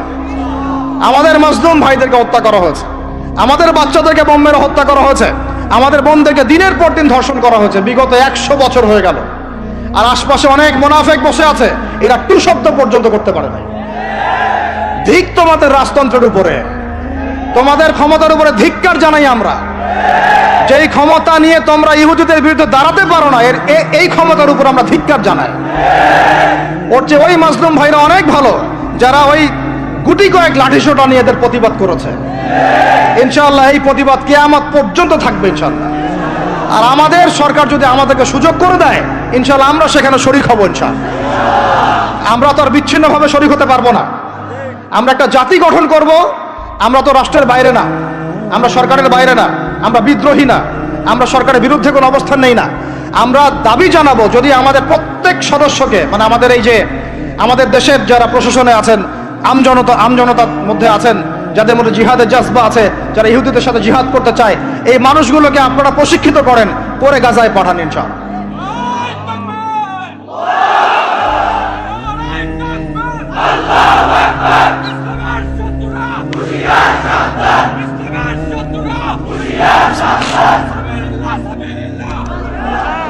আমি এখানে গরম গরম বক্তব্য দিতে আসি নাই। এখানে গরম গরম বক্তব্য দিয়ে আপনাদেরকে উত্তেজিত করা আমাদের উদ্দেশ্য না। উদ্দেশ্য হচ্ছে বিশ্বের প্রেক্ষাপটটা বোঝানো। এই বিশ্বে আমরা স্বাধীন হতে এখনো পারি নাই। যেদিন পারবো, কোন দিন পারবো? যেদিন বাইতুল মুকাদ্দাস আমাদের হাতে আসবে। বিশ্বাস করেন, ওই জায়গা থেকেই ইনশাআল্লাহ অচিরে ঈসা ইবনে মারিয়াম সারা বিশ্বকে শাসন করবে ইনশাআল্লাহ। ওই সময় দেখবেন মুসলমানরা স্বাধীনতা কাকে বলে। আমি বলেছি, এক একটা জুলুমে 10 গুণ চড়া হিসাব। এটা হবেই, আমরা পারি আর না পারি, আমরা বেঁচে থাকি আর না থাকি, আপনারা থাকেন আর না থাকেন, আমাদের বাচ্চারা থাকুক আর না থাকুক, একটা প্রজন্ম আল্লাহ পাক নিয়ে আসবেন। একটা প্রজন্ম আল্লাহ পাক নিয়ে আসবেন। আমি বলছি, ওই প্রজন্ম টিকটক প্রজন্ম না, ওই প্রজন্ম এইসব মানে সেলফি শোডাও নাইওয়াস প্রজন্ম না। ওই প্রজন্ম এরকম না যে নামাজ পড়ে না, কোরআন তেলাওয়াত করে না। ওই প্রজন্ম এমন না দাওয়াতের মেহনত নাই, ওই প্রজন্মের জিহাদের কোনো জজবা নাই, ওই প্রজন্মের মধ্যে ইসলামের শারঈ কোনো জ্ঞান নাই, ওলামায়ে কেরামের কোনো সোহবত নাই, দিন প্রতিষ্ঠার কোনো ফিকির নাই। এমন প্রজন্মের কোনো প্রয়োজন নাই আমাদের। আমাদের এমন প্রজন্মের দরকার, যে প্রজন্মের প্রত্যেকটা যুবক ভাই নামাজি, কোরআনওয়ালা, সুন্নতওয়ালা, সুন্নতের পাবন্দ এবং তাহাজ্জুদ গোজার। এক কথায় রাতের বেলার দরবেশ, দিনের বেলার ঘোড়সাওয়ার। এইরকম প্রজন্ম যখন আমরা করতে পারবো, ওই দিন ইনশাআল্লাহ এই মাহফিল বলেন, এই মসজিদ, মাদ্রাসা, এই রাষ্ট্র সব সফল হবে ইনশাআল্লাহ। এখন শুধু বেসিক কাজ করা হচ্ছে। আমাদের মূল গন্তব্য বাইতুল মুকাদ্দাস। ওইটা না আসা পর্যন্ত আমাদের শান্তি নাই, ঘুম নাই। কারণ ওরা আপনাকে ঘুমাতে দিবে না। তো আপনারা কি মনে করেছেন যে ওরা শুধু অতটুকু গাজার ওই অতটুকু জায়গায় চায়? কোশ্চিন কালেও নয়। যে আরবরা ওদের বিরুদ্ধে এখন কথা বলতে সাহস পাচ্ছে না, ওই এক একটা আরব রাষ্ট্র দখল করে ছাড়বে দেখে নিয়ে। আমি যদি ওটা চাচ্ছি না, দোয়া করি না, কিন্তু ওদের এজেন্ডা এটাই যে পুরো, আমি আখিরুজ্জামানের স্টুডেন্ট, ওদের এজেন্ডা জায়নিজম, পেট্রোডলার থেকে শুরু করে প্যালেস্টাইন ইস্যু নিয়ে আমি আলহামদুলিল্লাহ বিগত 5-7 বছর থেকে পড়াশোনা করেছি। আমি আমার টুপির নিচ থেকে কথা বলছি না। ওদের এজেন্ডা হচ্ছে পুরো হোলি ল্যান্ডটা তারা দখল করতে চায়। হোলি ল্যান্ড কাকে বলে এটাও তো আমরা জানি না। ওরা শুধুমাত্র ওই ওয়েস্টার্ন ব্যাংক আর বাইতুল আকসা, বাইতুল মুকাদ্দাস আর এই গাজার অংশটুকু দখল করতে ওখানে আসে নাই। ওরা এসেছে পুরো হোলি ল্যান্ডটাকে দখল করতে। আমি ওলামা সম্মেলনে বলেছিলাম, পুরো হোলি ল্যান্ড তারা দখল করতে এসেছে। হোলি ল্যান্ড মানে মিশরের নীল নদ থেকে শুরু করে ইরাকের ইউফ্রেটিস নদী পর্যন্ত এই পুরো জায়গাটা তারা দখল করতে চায়। কেন চায়? কারণ তারা মনে করে ওই জায়গাটা সৃষ্টিকর্তা তাদেরকে দিয়েছেন। নাউজুবিল্লাহ। তারা মনে করে ওইটা হচ্ছে তাদের মাসিহ আসার জায়গা, এবং ওই জায়গা থেকে তাদের মাসিহ, তথাকথিত মাসিহ মানে মাসিহুদ দাজ্জাল, পুরো বিশ্বকে শাসন করবে এবং তারা তাকে সঙ্গ দিবে। এটা ওদের এজেন্ডা, এটা ওদের ভিশন। যত কিছু ওরা পৃথিবীতে করছে এই ভিশনটাকে কাজে লাগিয়ে, এই ভিশনটাকে পিছনে রেখে তারা এই কাজগুলো করছে। এটা আপনি বুঝতে পারবেন না বাইরের চোখ দিয়ে, ভিতরে চোখ দিয়ে পড়াশোনা করেন, খেদির হন, বুঝতে পারবেন। ওরা বাইতুল মুকাদ্দাস চায় না, পুরো হোলি ল্যান্ডটাই দখল করতে চায়। এ কারণে এই উদ্দেশ্যেই তারা বিগত 100 বছর থেকে পুরো ওয়ার্ল্ড অ্যাফেয়ার্সের আগে রাজনীতির নিয়ন্ত্রণ নিয়েছে। কিসের নিয়ন্ত্রণ নিয়েছে? আপনি নিচু নিচু জায়গায় যত কথাই বলেন, ওই জায়গার ক্ষমতা আপনার হাতে না থাকলে আপনি জনগণকে সর্বোচ্চভাবে ইসলামের দিকে আনতে পারবেন না। আপনি এখন যদি সবাইকে জোর করে মাস্ক পরাতে পারেন আইন প্রয়োগ করে, এভাবে ওই ক্ষমতা হাতে থাকলে প্রত্যেক জনগণকে কোরআনও শেখানো যায়। ওই ক্ষমতাটা ইসলামের দরকার আছে। যদি যদি ওই ক্ষমতার বলে প্রত্যেক মানুষকে মসজিদে সোশ্যাল ডিস্টেন্স মেনটেন করানো যায়, তাহলে ওই ক্ষমতা যদি হাতে থাকতো প্রত্যেক মা বোনকে পর্দা করানো যেত, প্রত্যেক যুব ভাইকে দিন শেখানো যেত, বাধ্যতামূলক কোরআন শিক্ষাও চালু করা যেত, বাধ্যতামূলক কোরআন শিক্ষার সাথে হাদিসের শিক্ষা চালু করা যেত, সিলেবাসের মধ্যে নবীর সিরাত সংযোজন করা যেত। ইসলামে এই ক্ষমতাটা দরকার আছে। কিন্তু এটাকে অ্যাচিভ করার যে পথ পদ্ধতি, এই পথ পদ্ধতির মধ্যে আমরা আসলে কেউ নাই। নবীর তরিকার মধ্যে আমরা নাই, আমরা পড়ে আছি পশ্চিমা তরিকার মধ্যে। পশ্চিমা তরিকা দিয়ে ওই জায়গায় আপনি যেতে পারবেন না। আর যদি যেতে পারেনও, পশ্চিমারা আপনাকে সেখানে থাকতে দিবে না। আমাদের এখানে সবচেয়ে ভালো মানুষ যিনি, এখানকার এই এলাকার যিনি দায়িত্বশীল, তিনি যদি সবচেয়ে মুত্তাকি পরহেজগার মানুষ হন, তিনিও যদি দাঁড়িয়ে বলেন যে আমি ইসলামের পক্ষে আছি, কোরআনের পক্ষে আছি, হাদিসের পক্ষে আছি, আমি বাইতুল মুকাদ্দাসের পক্ষে আছি, মাজলুম ফিলিস্তিনিদের পক্ষে আছি, তার উপর থেকে চাপ চলে আসবে। কারণ পুরো বিশ্বের শক্তিটা নিয়ন্ত্রণ করছে এখন ইহুদিরা, নাসারারা, জায়নিস্টরা। ওই জায়গায় যতক্ষণ পর্যন্ত আঘাত না পড়ছে ততক্ষণ পর্যন্ত আপনি বিশ্বে স্বাধীন হতে পারবেন না। অতএব বাইরের চোখ দিয়ে না, ভিতরের চোখ দিয়ে দেখতে শিখুন। তো ভিতরের চোখ পুরো জিও পলিটিক্সটা আপনাকে বুঝাবে। ভিতরের চোখ দিয়ে দেখলে আপনি দেখবেন মুসলমানরা এখনো তাদের অধীনে পরাধীন হয়ে আছে। এখান থেকে আমরা স্বাধীনতা চাই ইনশাআল্লাহ। আল্লাহ পাক আমাদেরকে সেই স্বাধীনতা অর্জন করার তৌফিক দান করেন। এবার অর্থনৈতিক জীবনে আসেন। অর্থনৈতিক জীবনে এসে দেখবেন আপনি মাশাআল্লাহ মনে করবেন যে আপনি তো হালাল খাচ্ছেন, হ্যাঁ, গরুর গোশত খাচ্ছেন প্রত্যেক জুমায়। আমরা মাশাআল্লাহ মুরগির রোস্ট খাচ্ছি। ঢাকার মানুষ তো খালি খায় আর খায়, সবাই খাচ্ছে মাশাআল্লাহ বসে, ছেলে মেয়ে, ফুচকা চটপটি এইটা ওইটা, আর খাবারের দোকানের অভাব নাই, সবাই খাচ্ছে। ভাবখানা এমন যে দুনিয়াতে এসেছি খাওয়ার জন্য। দুনিয়াতে আসছে তিনটা কাজ, খাবো, টয়লেট করব, আর মেয়েদের সাথে সহবাস করবো, ব্যাস, দ্যাটস অল। ভাবখানা দেখলে এমন মনে হয় আমাদের। আল্লাহ পাক আমাদেরকে বুঝদান করেন, হেফাজত করেন। এইগুলো করতে দুনিয়াতে আসি নাই আমরা। এগুলো আমাদের মূল কাজ নয়, এগুলো আমাদের প্রয়োজন। আপনি মনে করছেন যে মাশাআল্লাহ সবাই হালাল খাচ্ছি, বিশ্বাস করেন পুরো বিশ্বের অর্থনীতি সুদভিত্তিক। একদম খোলামেলা ওয়াকুলু কওলান সাদীদা বললাম।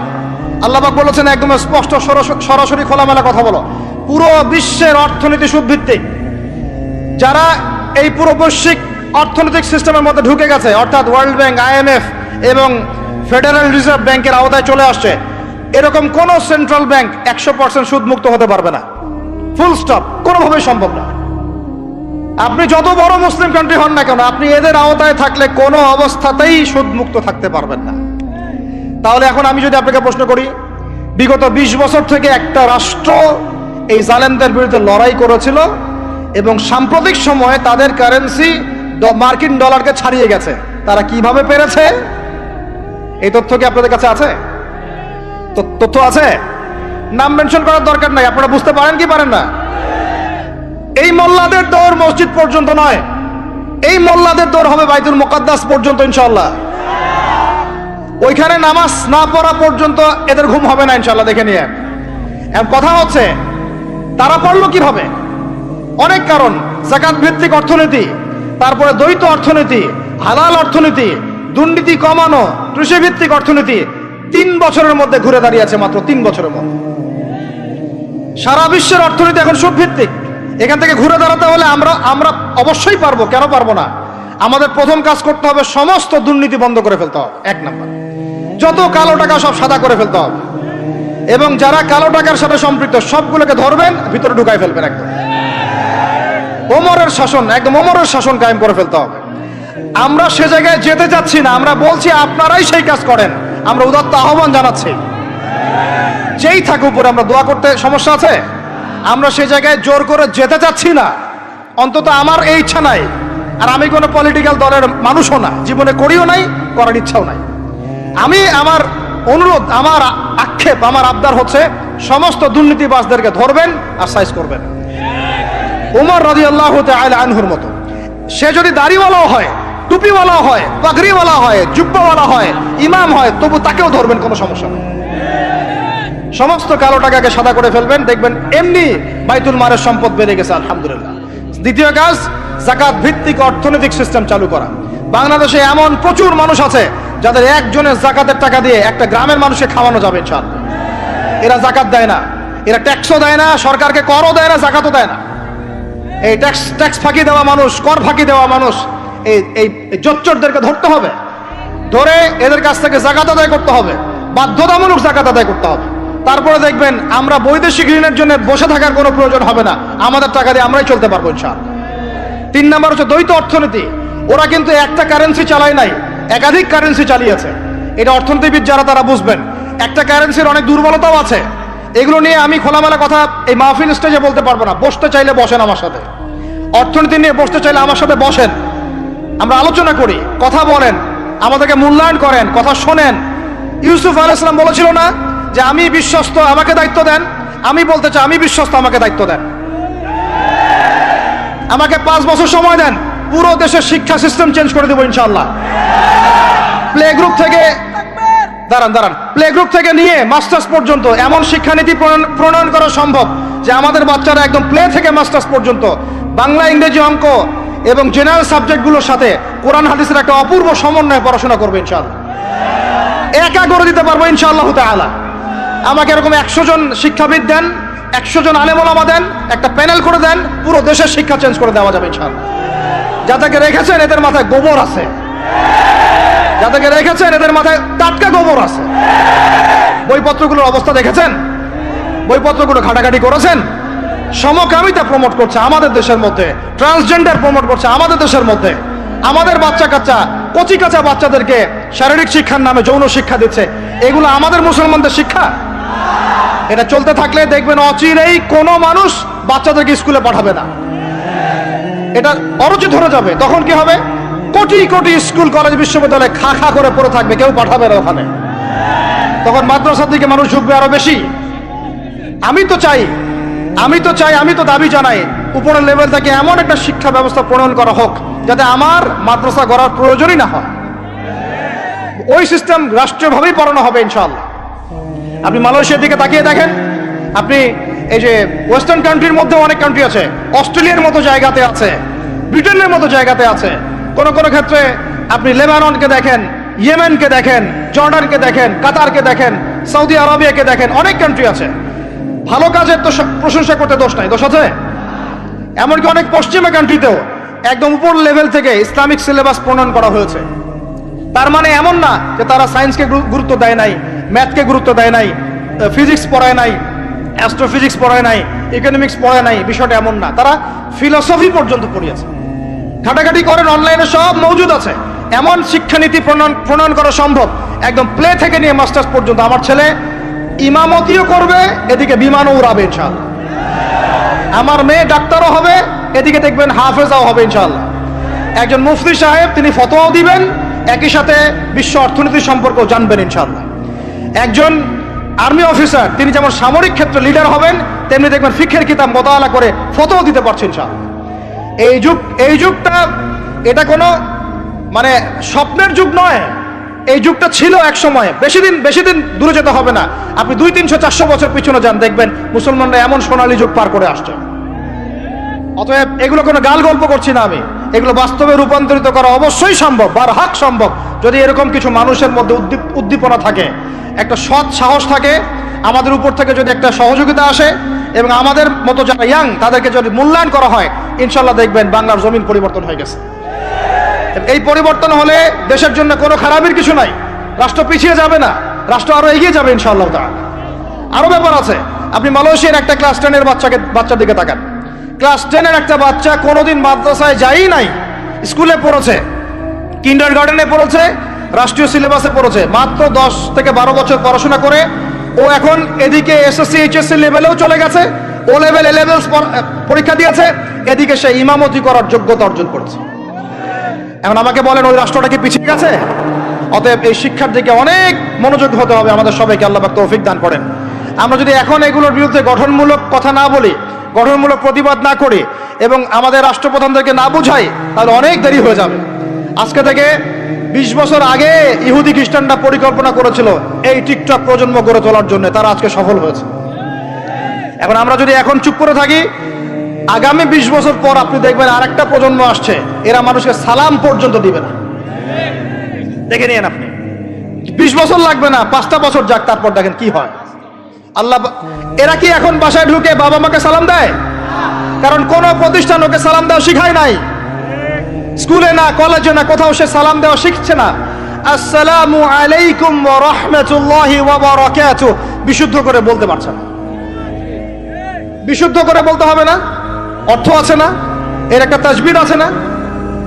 এগুলো তো আমরা গুরুত্ব দিচ্ছি না।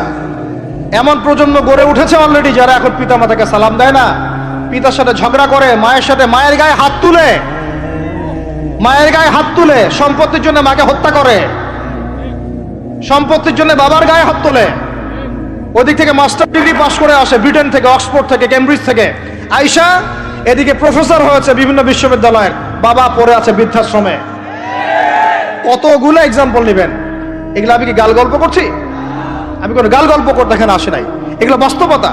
যদি বাহিরের চোখ দিয়ে আপনি দেখেন মনে হবে অর্থনীতি অনেক ভালো, ভিতরের চোখ দিয়ে দেখেন অর্থনীতি সুদ দিয়ে ভর্তি হয়ে গেছে। প্রত্যেক পদে পদেই সুদ।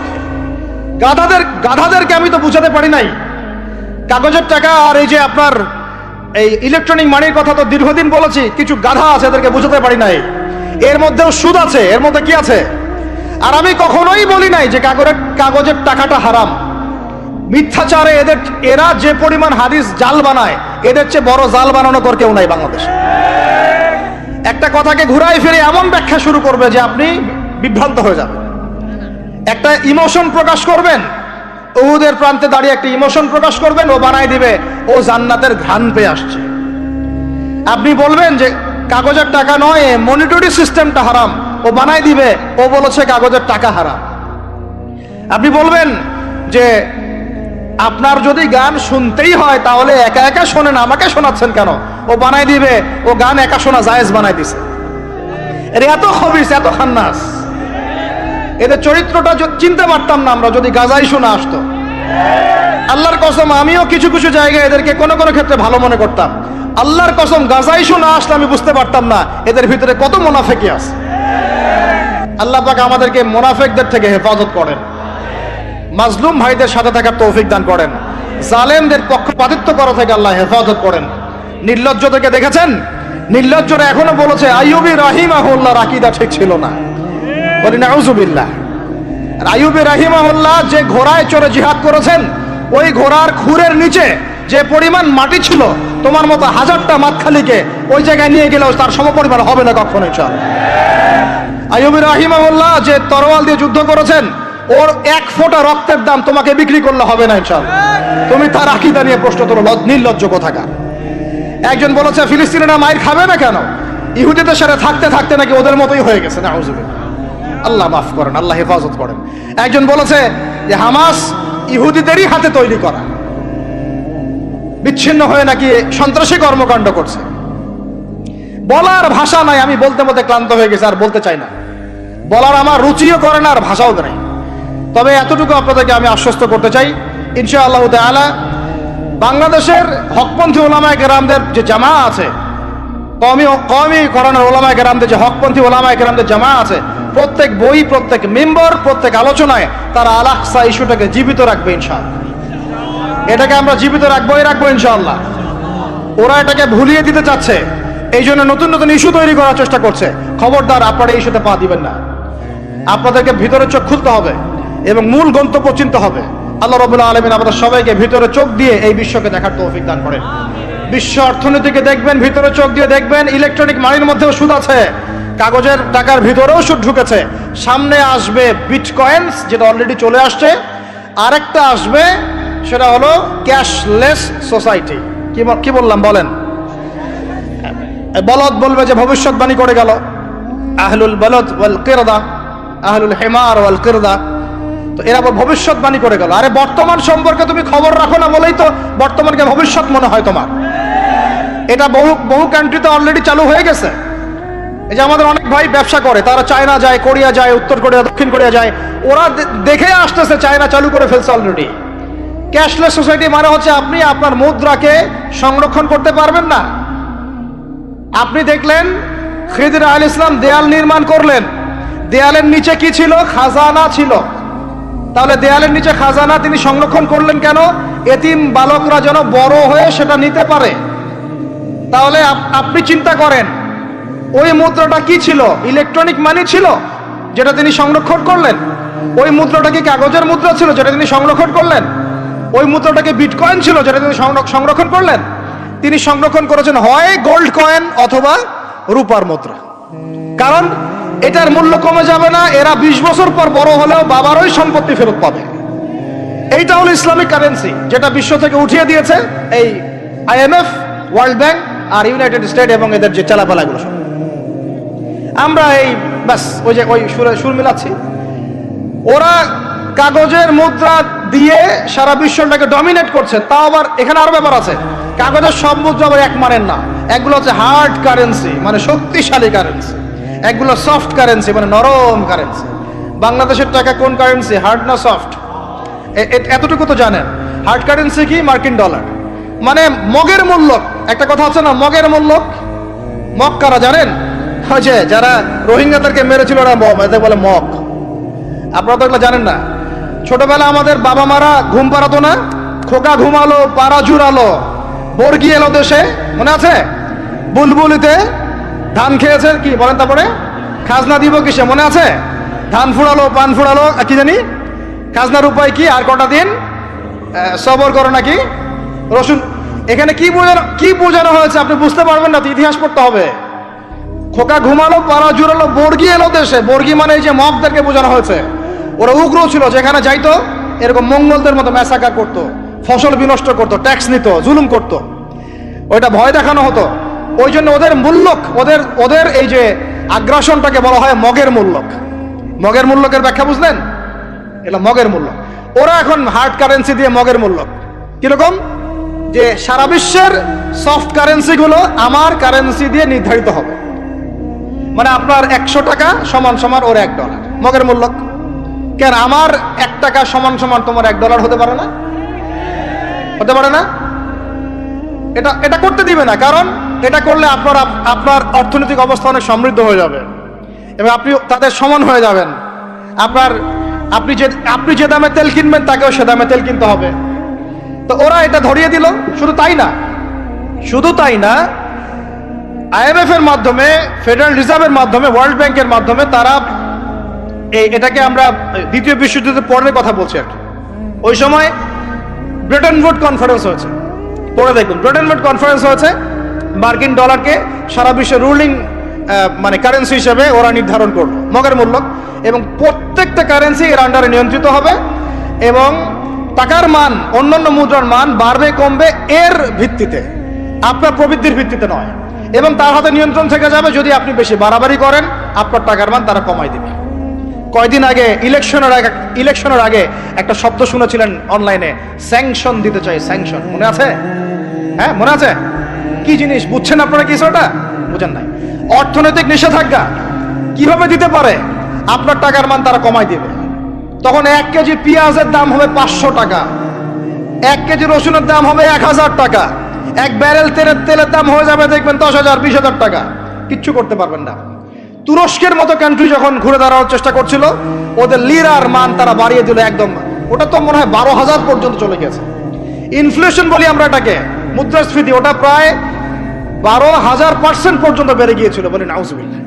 এগুলো জুলুম, অর্থনৈতিক জুলুম। বাইরের চোখ দিয়ে দেখলে মনে হবে সুন্দর চলছে সবকিছু, ভিতরের চোখ দিয়ে দেখা শিখলে বুঝবেন অর্থনৈতিক ক্ষেত্রে এই বিশ্বে এই জায়নিস্টরা, ইহুদি খ্রিস্টানরা সবচেয়ে বেশি জুলুম করেছে। আরো আছে, বলতে থাকলে সারা রাত যাবে। এরপরে তারা আরবদেরকে বুঝালো, ইয়া শাইখ, আরবদেরকে বুঝালো, হাবিবি, ইয়া হাবিবি, কাছে আসেন, শোনেন, আমরা আপনাদের কাছে তেল আছে, আপনারা তো তেল বয়কট করে দিয়েছেন, আর তেল ছাড়া তো আমাদের যুদ্ধ বিমান ফ্লাই করছে না। তেল কাদেরকে দিয়েছে আল্লাহ পাক? মিডল ইস্টে আরবকে দিয়েছে, ঠিক আছে? এখন হাবিবিকে বলা হচ্ছে আপনারা তো তেল বয়কট করে দিলেন। এটা করেছিল বাদশাহ ফয়সাল, বলেন রাহিমাহুল্লাহ। উনি একজন সাহসী নেতা ছিলেন, এই জন্যই তাকে গুপ্ত হত্যা করা হয়েছে।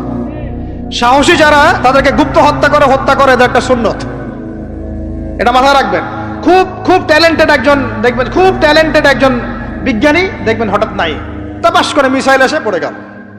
এমন সূক্ষ্ম স্নাইপার দূর থেকে 12,000 কিলোমিটার দূর থেকে মেরে দিল, আপনার কলিজার মধ্যে ফেলে গেল। এগুলো জেনে বুঝেই আমরা প্রতিদিন সকাল করি, সন্ধ্যা করি, আলহামদুলিল্লাহ। কারণ অ্যাটলিস্ট আপনাকে তো জানতে হবে। জেনে নেন, পরে আপনারা চিন্তা করবেন যে কিভাবে লাইফ লিড করবেন। ফাযাক্কির ইন্নামা আনতা মুযাক্কির, আপনি উপদেশ দিন, শুধু আপনি উপদেশ দাতা। লাস্তা আলাইহিম বিমুসাইতির। ফাযাক্কির ইন নাফাআতিয যিকরা সায়াযাক্কারু মান ইয়াখশা, যারা আল্লাহকে ভয় করে তারা ফিরে আসবে ইনশাআল্লাহ। তো যেটা বলছিলাম, বাদশা ফয়সাল একদম বয়কট করে দিলেন। এবার ওরা এসে বুঝাচ্ছে যে তেল ছাড়া তো আমাদের চলছে না। এদিকে ওদের ডলারের মান কমে যাচ্ছে, মুদ্রাস্ফীতি হচ্ছে, ইনফ্লেশন হচ্ছে। এখন তারা বোঝালো যে ঠিক আছে, একটা চুক্তি করা যাক। যুবকরা ভালো করে শোনেন, এগুলো জানেন না বলেই অনেক সময় আপনি সহি সহি বলে সহি ভুল পথে যাচ্ছেন। ভাই, সহি পথেই যাচ্ছেন, বাট এটা সহি ভুল হয়ে যাচ্ছে। ওটা বুঝাতে পারছি? সহিহের আড়ালে একটা মারাত্মক জয়ীফ আর জাল আকীদা আছে। এটা আপনার সামনে সহি দিয়ে ঢেকে দেওয়া হয়েছে, বুঝতে পারতেছেন না। এই জায়গাটাকে ভালো করে বোঝেন। যখন উম্মর সাথে কেউ গাদ্দারি করে তখন সে সহি থাকে না। উম্মতের সাথে কেউ যদি গাদ্দারি করে তখন সে কি থাকে না? সহি থাকে না। এখন আসেন, আমি ধর্মতাত্ত্বিক কথা বলছি। এখানে বাদশা ফয়সাল তাকে কনভিন্স করা হলো, ঠিক আছে আমরা তেল কিনবো, আপনাদের কাছ থেকে কিনবো, আপনাদের গালফ কান্ট্রি যেগুলো আছে এদের কাছ থেকে কিনবো, তবে একটা শর্ত, আপনারা তেল বিক্রি করবেন শুধু মার্কিন ডলারে, অন্য কোনো কারেন্সিতে তেল বিক্রি করতে পারবেন না। বলেন নাউজুবিল্লাহ। আপনি বাংলাদেশ গভর্নমেন্ট যদি গিয়ে এক ব্রিফকেসের মধ্যে 1 কোটি টাকা নিয়ে যায়, বুঝেন কথা, বুঝতে পারতেছেন? 1 কোটি টাকা আমাদের টাকা নিয়ে গিয়ে যদি বলে শেখ হাবিবি আমাকে তেল দাও, ওরা বলবে তেল দিতে পারবো না, খালাস, কুল্লু খালাস, এখান থেকে বের হও। কথা বুঝতে পারেন নাই? 1 কোটি কি দিবেন? টাকা, তেল দিবে না। লিখে নেন, দিবে না। কিন্তু সেই 1 কোটি টাকাকে যদি আপনি ডলারে কনভার্ট করেন, ওটাকে ডলার দিয়ে কনভার্ট করেন, করে যদি বলেন হাবিবি তেল, তখন বলবে যে আসো দালিলাহি, তেল নিয়ে যাও, খালাস, কুল্লু খালাস। এটা বুঝতে পারছেন? তেল বিক্রি করব শুধুমাত্র ডলার দিয়ে, ডলার ছাড়া অন্য কোনো কারেন্সিতে তেল বিক্রি করতে পারবো না। এইটা পশ্চিমারা আরবদের সাথে একটা সন্ধি করলো আর কি, চুক্তি করলো। এই চুক্তির নাম হলো পেট্রো ডলার মনিটরি সিস্টেম। বুঝতে পারলাম? Petro dollar monetary system. এর বদৌলতে আরবের মরুভূমি হয়ে গেল এখন একদম অট্টালিকার প্রাসাদ। বোঝা যায়? মরুভূমিগুলো হয়ে গেল কি অট্টালিকার প্রাসাদ, আর বাকি পুরো মুসলিম উম্মার উপর দেখেন কি দুরবস্থা নেমে আসছে। শুধু তাই না, ওই ডলার হলো একদম লিডার, কারেন্সির লিডার। এখন ওই ডলার তেলের মান নির্ধারণ করবে, আপনি টাকা দিয়ে করতে পারবেন। সারা বিশ্বের সবচেয়ে বড় অর্থনৈতিক জুলুম হচ্ছে এই পেট্রো ডলার মনিটরি সিস্টেম। এর চেয়ে বড় কোনো জুলুম হয়নি অর্থনৈতিক জীবনে। এখন অনেক ওলামায়ে কেরাম আছেন আপনারা এখানে, আমি জানি উপস্থিত, আপনারা একটু ফিকহের কিতাবগুলো মোতালা করে আমাদেরকে একটা ফতোয়া দিয়েন যে এরকম মনিটরি সিস্টেম প্রণয়ন করা জায়েজ না জায়েজ। এটা আপনারা চিন্তা ফতোয়া দিয়েন, আমি ফতোয়া দিতে পারবো। আমি অর্থনৈতিক ভাষায় বলতেছি যে এই মনিটরি সিস্টেমটা পুরো বিশ্বে জুলুম নিয়ে আসছে। এখন আদতে, এখন শোনেন এই অংশটুকু শোনেন, তারপরে আমি শেষের দিকে চলে আসতেছি। আদতে এতে পশ্চিমাদের লাভ কি হয়েছে শোনেন। আমার কাছে এই যে ডলার, এটা আমি ছাপাই আমার দেশে, আমার কারখানায়। আমার খরচ হচ্ছে কাগজ, আমার খরচ হচ্ছে মেশিন, আমার খরচ হচ্ছে কালি। বোঝা যায়? বোঝা যাচ্ছে? আচ্ছা, এখন সেটা আমি বানালাম, ছাপালাম, গিয়ে আমি আরবকে দিলাম, তেল দাও। ওরা এই কাগজের টাকাটা নিল, নিয়ে রিজার্ভ করলো, করে মূল যে তেল, এই তেলটা মনে করেন তেল বা সোনা, তেল বা সোনা একই কথা, কারণ সোনার ফাংশন প্লে করছে এখন তেল। এখন তো যেহেতু গোল্ড দিনার নাই, দিরহাম নাই, এই তেলটা তারা নিল, নিয়ে ওদের দেশের আন্ডারগ্রাউন্ডে বাংকার আছে, গ্যালনকে গ্যালন তেল রিজার্ভ করতে থাকলো, রিজার্ভ করতে থাকলো। এমন ভাবে রিজার্ভ করতে থাকলো যে বিগত আগামী 30 বছর যদি বিশ্বে কোনো তেল নাও থাকে, ওরা চলতে পারবে, প্লেন উড়াইতে পারবে। ওদের মিলস বন্ধ হবে না, ফ্যাক্টরি বন্ধ হবে না, ওদের ইন্টারনেট সেকশন বন্ধ হবে না, বিদ্যুৎ বন্ধ হবে না, ওদের কোনো কিছুই বন্ধ হবে না, কোনো প্রযুক্তি বন্ধ হবে না। এত তেল তারা এখন রিজার্ভ করলো কি দিয়ে? ওর দেশে ছাপানো বিনামূল্যের ডলার দিয়ে। এবং সেই ডলারটা আমরা নিলাম, নিয়ে আমরা মাশাআল্লাহ অট্টালিকা নির্মাণ করলাম, আর মনে করলাম যে মাশাআল্লাহ আমি তো খুব ধনী হয়ে গেলাম, সমৃদ্ধি অর্জন করলাম। আদতে এখানে পশ্চিমাদের সবই লাভ। আমরা বলি না যা লাউ তাই কদু, সরি, আমরা বলি আম গেল সালাও গেল, তাই না? এখানে আমও তাদের, সালাও তাদের। আদতে আমাদের কিছু নাই। আপনারা হাসতেছেন, এইটা হচ্ছে সারা বিশ্বের সবচেয়ে বড় জুলুম। এখন আমরা তো থার্ড ওয়ার্ল্ডের কান্ট্রি, এটা হচ্ছে যারা বড় বড় ধনী রাষ্ট্র, ওদের অবস্থা হচ্ছে এই। আর আমরা যারা থার্ড ওয়ার্ল্ডের কান্ট্রি, উন্নত বিশ্বের দিকে এগিয়ে যাচ্ছে, আমরা যারা আস্তে আস্তে, যে পথে আমাদের দুর্নীতি বাধা, আমাদের এই যে নৈতিকতার অবক্ষয় বাধা, আমাদের মধ্যে আমানতহীনতা বাধা, এই বাধাগুলো আমাদেরকে আগাতে দিচ্ছে না। তা আমাদের অবস্থা কি হতে পারে তাহলে চিন্তা করেন। এখন আমরা এই জায়গায় আছি, এই জায়গায় বসে বসে আপনি মনে করছেন যে আপনি মাশাআল্লাহ খুব পাক্কা মুসল্লি, হালাল খাচ্ছেন, নামাজ পড়তেছেন, তাহাজ্জুদ গোজার, জান্নাত কিনে নিয়েছেন মাশাআল্লাহ। অথচ আপনার অর্থনীতি সুদভিত্তিক, এবং এই সুদভিত্তিক অর্থনীতির আন্ডারে থেকে কোনো বেসরকারি ব্যাংক পর্যন্ত 100% সুদমুক্ত সিস্টেম দিতে পারবে না। ফুল স্টপ, খালাস। আর এর উপরে আবার আছে ঘুষ, তার উপরে আবার আছে দুর্নীতি, তার উপরে আপনারা আবার মাপে কম দিচ্ছেন, তার উপর আবার পণ্য মজুত করছেন, মার্কেটে ইচ্ছাকৃতভাবে প্রাইস বাড়ায় দিচ্ছেন, এই কাজগুলো করছেন। আমি শিক্ষিত একটা সমাজ পেয়েছি বলে কথাগুলো এভাবে মাহফিলে বললাম। এগুলো মাহফিলে কিন্তু আলোচনা হয় না। এগুলো কি মাহফিলে আলোচনা হয়? আমরা বিশ্বাস করি গাজীপুরের শহরের মানুষ, সব ঢাকার মানুষ, আপনারা সব বুঝেন, ইন্টেলেকচুয়াল অডিয়েন্স আছেন এখানে। এই কথাগুলো খোলামেলা বলার কারণেই ওদের দ্বারা পালিত কিছু তথাকথিত শায়েখ আমার উপর খুব ক্ষিপ্ত। এর আকীদা ঠিক না, এর মানহাজ ঠিক না, লেকচার শোনা যাবে না, ইত্যাদি ইত্যাদি। ঠিক আছে, আমারটা শোনার দরকার নাই, তোমাকে শুনতে কে বলছে? তোমার শোনার ইচ্ছা করে না, তুমি শুনিও না। যাদের শোনার ইচ্ছা তারা শুনবে ইনশাআল্লাহ। আর তোমার মতো কিছু মুনাফিক না শুনলে আমার কিছু যায়ও আসে না। ইনশাআল্লাহ মুমিনরা যারা, তারা শুনবে, বুঝবে, ইনশাআল্লাহ ওরাই প্রজন্ম করবে ইনশাআল্লাহ। আর আমাদের ভুল হতে পারে, ভুল হলে সেটা ওলামায়ে কেরাম সংশোধন করবেন। ওলামায়ে কেরাম যদি আমাদেরকে বলেন এটা ভুল হয়েছে, অবশ্যই মাথা পেতে নেব ইনশাআল্লাহ। আমরা আলেম ওলামার বাইরে নয়, ওলামায়ে মুহাক্কিকের বাইরে নয়। তাহলে আপনাকে কি আমি ভিতরে চোখ দিয়ে পুরো বিশ্বের রাজনীতি বোঝাতে পেরেছি? পুরো বিশ্বের অর্থনীতি বোঝাতে পেরেছি? পুরো বিশ্বের শিক্ষাটাও বুঝেন এবার? আপনার কাছে মনে হচ্ছে পুরো বিশ্বের শিক্ষা খুব উন্নত? বাহ্যিকভাবে বস্তুবাদী ক্ষেত্রে উন্নত, মঙ্গলে যাচ্ছি, চাঁদে যাচ্ছি, স্যাটেলাইট পাঠাচ্ছি ইত্যাদি, তো এগুলো বস্তুবাদী উন্নতি। আদতে কি হচ্ছে দেখেন, নীতি নাই, শিক্ষা অর্জন করার পর নৈতিকতা নাই, চরিত্র নাই, সালাম কালাম নাই, ধর্মভীরুতা নাই, আমানতদারিতা নাই। একজন ডক্টর, সে মাশাআল্লাহ ডক্টর হয়েছে, হওয়ার পরে এখন সে দেখছি কসাই হয়ে গেল। তাহলে কোন শিক্ষাটার ঘাটতি হলো? নীতির, নৈতিকতার, ইসলামের ওই বুঝটা নাই, পরকালীন কনসেপ্ট নাই। একজন ইঞ্জিনিয়ার মাশাআল্লাহ, আপনি theta, sine theta, cos theta সব তো বুঝেন মাশাআল্লাহ। আপনি একজন আর্কিমিডিস থেকে শুরু করে পিথাগোরাস সব পড়ে ফেললেন, কিন্তু ইঞ্জিনিয়ার হয়েও আপনি চোর হলেন। তাহলে কোন শিক্ষার অভাব হলো বলেন? একটা মেয়েকে আপনি দেখছেন মাশাআল্লাহ এগিয়ে যাচ্ছে, বাপরে বাপ, ফেমিনিস্ট রেভলিউশন। আদতে ওর গায়ে এখন একটা গেঞ্জি, ওর গায়ে পায়ে একটা জিন্সের প্যান্ট, বাহিরের চলাফেরা দেখে তার অঙ্গ প্রত্যঙ্গ সব স্পষ্ট দেখা যাচ্ছে, সে স্পষ্ট বেপরদায় চলছে। একটা ছেলেকে আপনি দেখছেন বাহির থেকে পড়ে আসলো, এসে এখানে ট্রান্সজেন্ডার হয়ে গেল, লিঙ্গ পরিবর্তন করতেছে।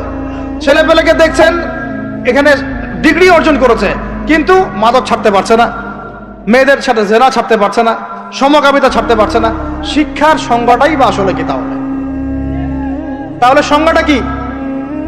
এডুকেশনের সংজ্ঞাটা কি আমাকে বলেন? শিক্ষার মূল সংজ্ঞাটা কি? আমরা কি এই বিশ্বের মূল শিক্ষা ব্যবস্থা কি মুসলমানরা গড়ে দেয় নাই? একটা বই কিনেন বাসায় গিয়ে, যে এই বিশ্বের 1000 সেরা আবিষ্কার, ওখানে দেখবেন সবগুলো মুসলমানদের নাম আছে না নাই? আপনি যে ল্যাপটপ চালাচ্ছেন, অ্যালগোরিদম কে দিয়েছে? হিন্দু ভাইরা দিয়েছে, খ্রিস্টান ভাইরা দিয়েছে। আমি বোঝানোর জন্য ভাই বলছি, বৌদ্ধ ভাইরা দিয়েছে, ইহুদিরা দিয়েছে, এরা দেয় না। কারা দিয়েছে? মুসলিমরা দিয়েছে। আপনি যে মেডিকেল সায়েন্সের কথা বলছেন, মূল জিনিসটা কে দিয়েছে? মুসলিমরা দিয়েছে। রক্ত সংবহন তন্ত্র কারা আবিষ্কার করেছে? মুসলিমরা। আপনি জাবির ইবনে হাইয়ানকে ছাড়া আপনি কেমিস্ট্রি পড়াতে পারবেন না। ইবনে রুশদ, ইবনে সিনাকে ছাড়া আপনি মেডিকেল সায়েন্স আগাতে পারবেন না। আপনি ইবনে রুশদ ছাড়া এই যে আমরা পাটিগণিত, বীজগণিত, জ্যামিতি, ত্রিকোণমিতি, পরিমিতি করে আপনি পড়তে পারবেন না। আমরা তো জেনারেল লাইন পড়েছি, আমার সাথে বসেন, এগুলো হয়তো সবাই আপনাকে বোঝাতে পারবে না। মূল জ্যোতির্বিদ্যা যাচ্ছেন, আপনি অ্যাস্ট্রোনমিতে যাচ্ছেন, অনেক কিছু করছেন, আপনি মুসলিমদেরকে ছাড়া এক পা আগাতে পারবেন না। মূল ভিত্তিটা গড়ে দিয়েছে কারা? উমাইয়ারা, আব্বাসীয়রা, সেলজুকরা, উসমানীয়রা এবং 4 খলিফার সময়। এই সময়ে এই শিক্ষার মূল ভিত্তিটা দাঁড়িয়েছে। এই যে আমরা যে নাহু সরফের কিতাবগুলো পড়ি, আমাকে বলেন তো, নাহু সরফের কিতাব রাসূলের যুগে ছিল? বলেন, ছিল না। কোন খলিফার সময় থেকে এগুলো সারা বিশ্বে ছড়িয়ে গেল নাম জানেন? আলী ইবনে আবি তালেব। কি নাম? আলী ইবনে আবি তালেব। আরবি ব্যাকরণের পুরো ভিত্তি দিয়ে দিয়েছেন তিনি, লুগা দিয়ে দিয়েছেন, কায়দাগুলো দিয়ে দিয়েছেন। এখন সারা বিশ্বের মানুষ আরবি পড়ছে, আরবি বুঝতে পারছে, ব্যাকরণ বুঝতে পারছে, কোরআন নিয়ে গবেষণা করতে পারছে। প্রত্যেকটা সেক্টর, ধর্মীয় অঙ্গন বলেন, অর্থনীতি বলেন, জ্যোতির্বিদ্যা বলেন, কেমিস্ট্রি, ফিজিক্স, যাই বলেন, মুসলমানদের কাছে লাগাতে পারবেন। তাহলে আমরা যে যুগে ছিলাম সেইখানে কি ফিরে আসা যাবে না? সম্ভব না। তাহলে প্রয়োজন কিসের? প্রয়োজনটা হচ্ছে, আমি জেনারেল শিক্ষার বিরোধী নই, পশ্চিমকালেও নয়। জেনারেল শিক্ষা থাকবে, ইংরেজির প্রয়োজন আছে, বাংলা অবশ্যই প্রয়োজন আছে, মুক্তিযুদ্ধ সংস্কৃতি আমরা জানবো, শিখবো, চেতনা ধারণ করব, সব ঠিক আছে। আমরা সমাজবিজ্ঞান পড়ব, দর্শন পড়ব, সায়েন্স পড়ব, আর্টস পড়ব, কমার্স পড়ব, সব ঠিক আছে ভাই। মেডিকেল সায়েন্স পড়েন, ইঞ্জিনিয়ারিং পড়েন, কিন্তু কোরআন বাদ দিয়ে নয়, হাদিস বাদ দিয়ে নয়, আকীদা বাদ দিয়ে নয়, সিরাত বাদ দিয়ে নয়, ফিকহ বাদ দিয়ে নয়। রাজি আছেন ইনশাআল্লাহ? এখন আমাকে বলেন, এর উপায় কি?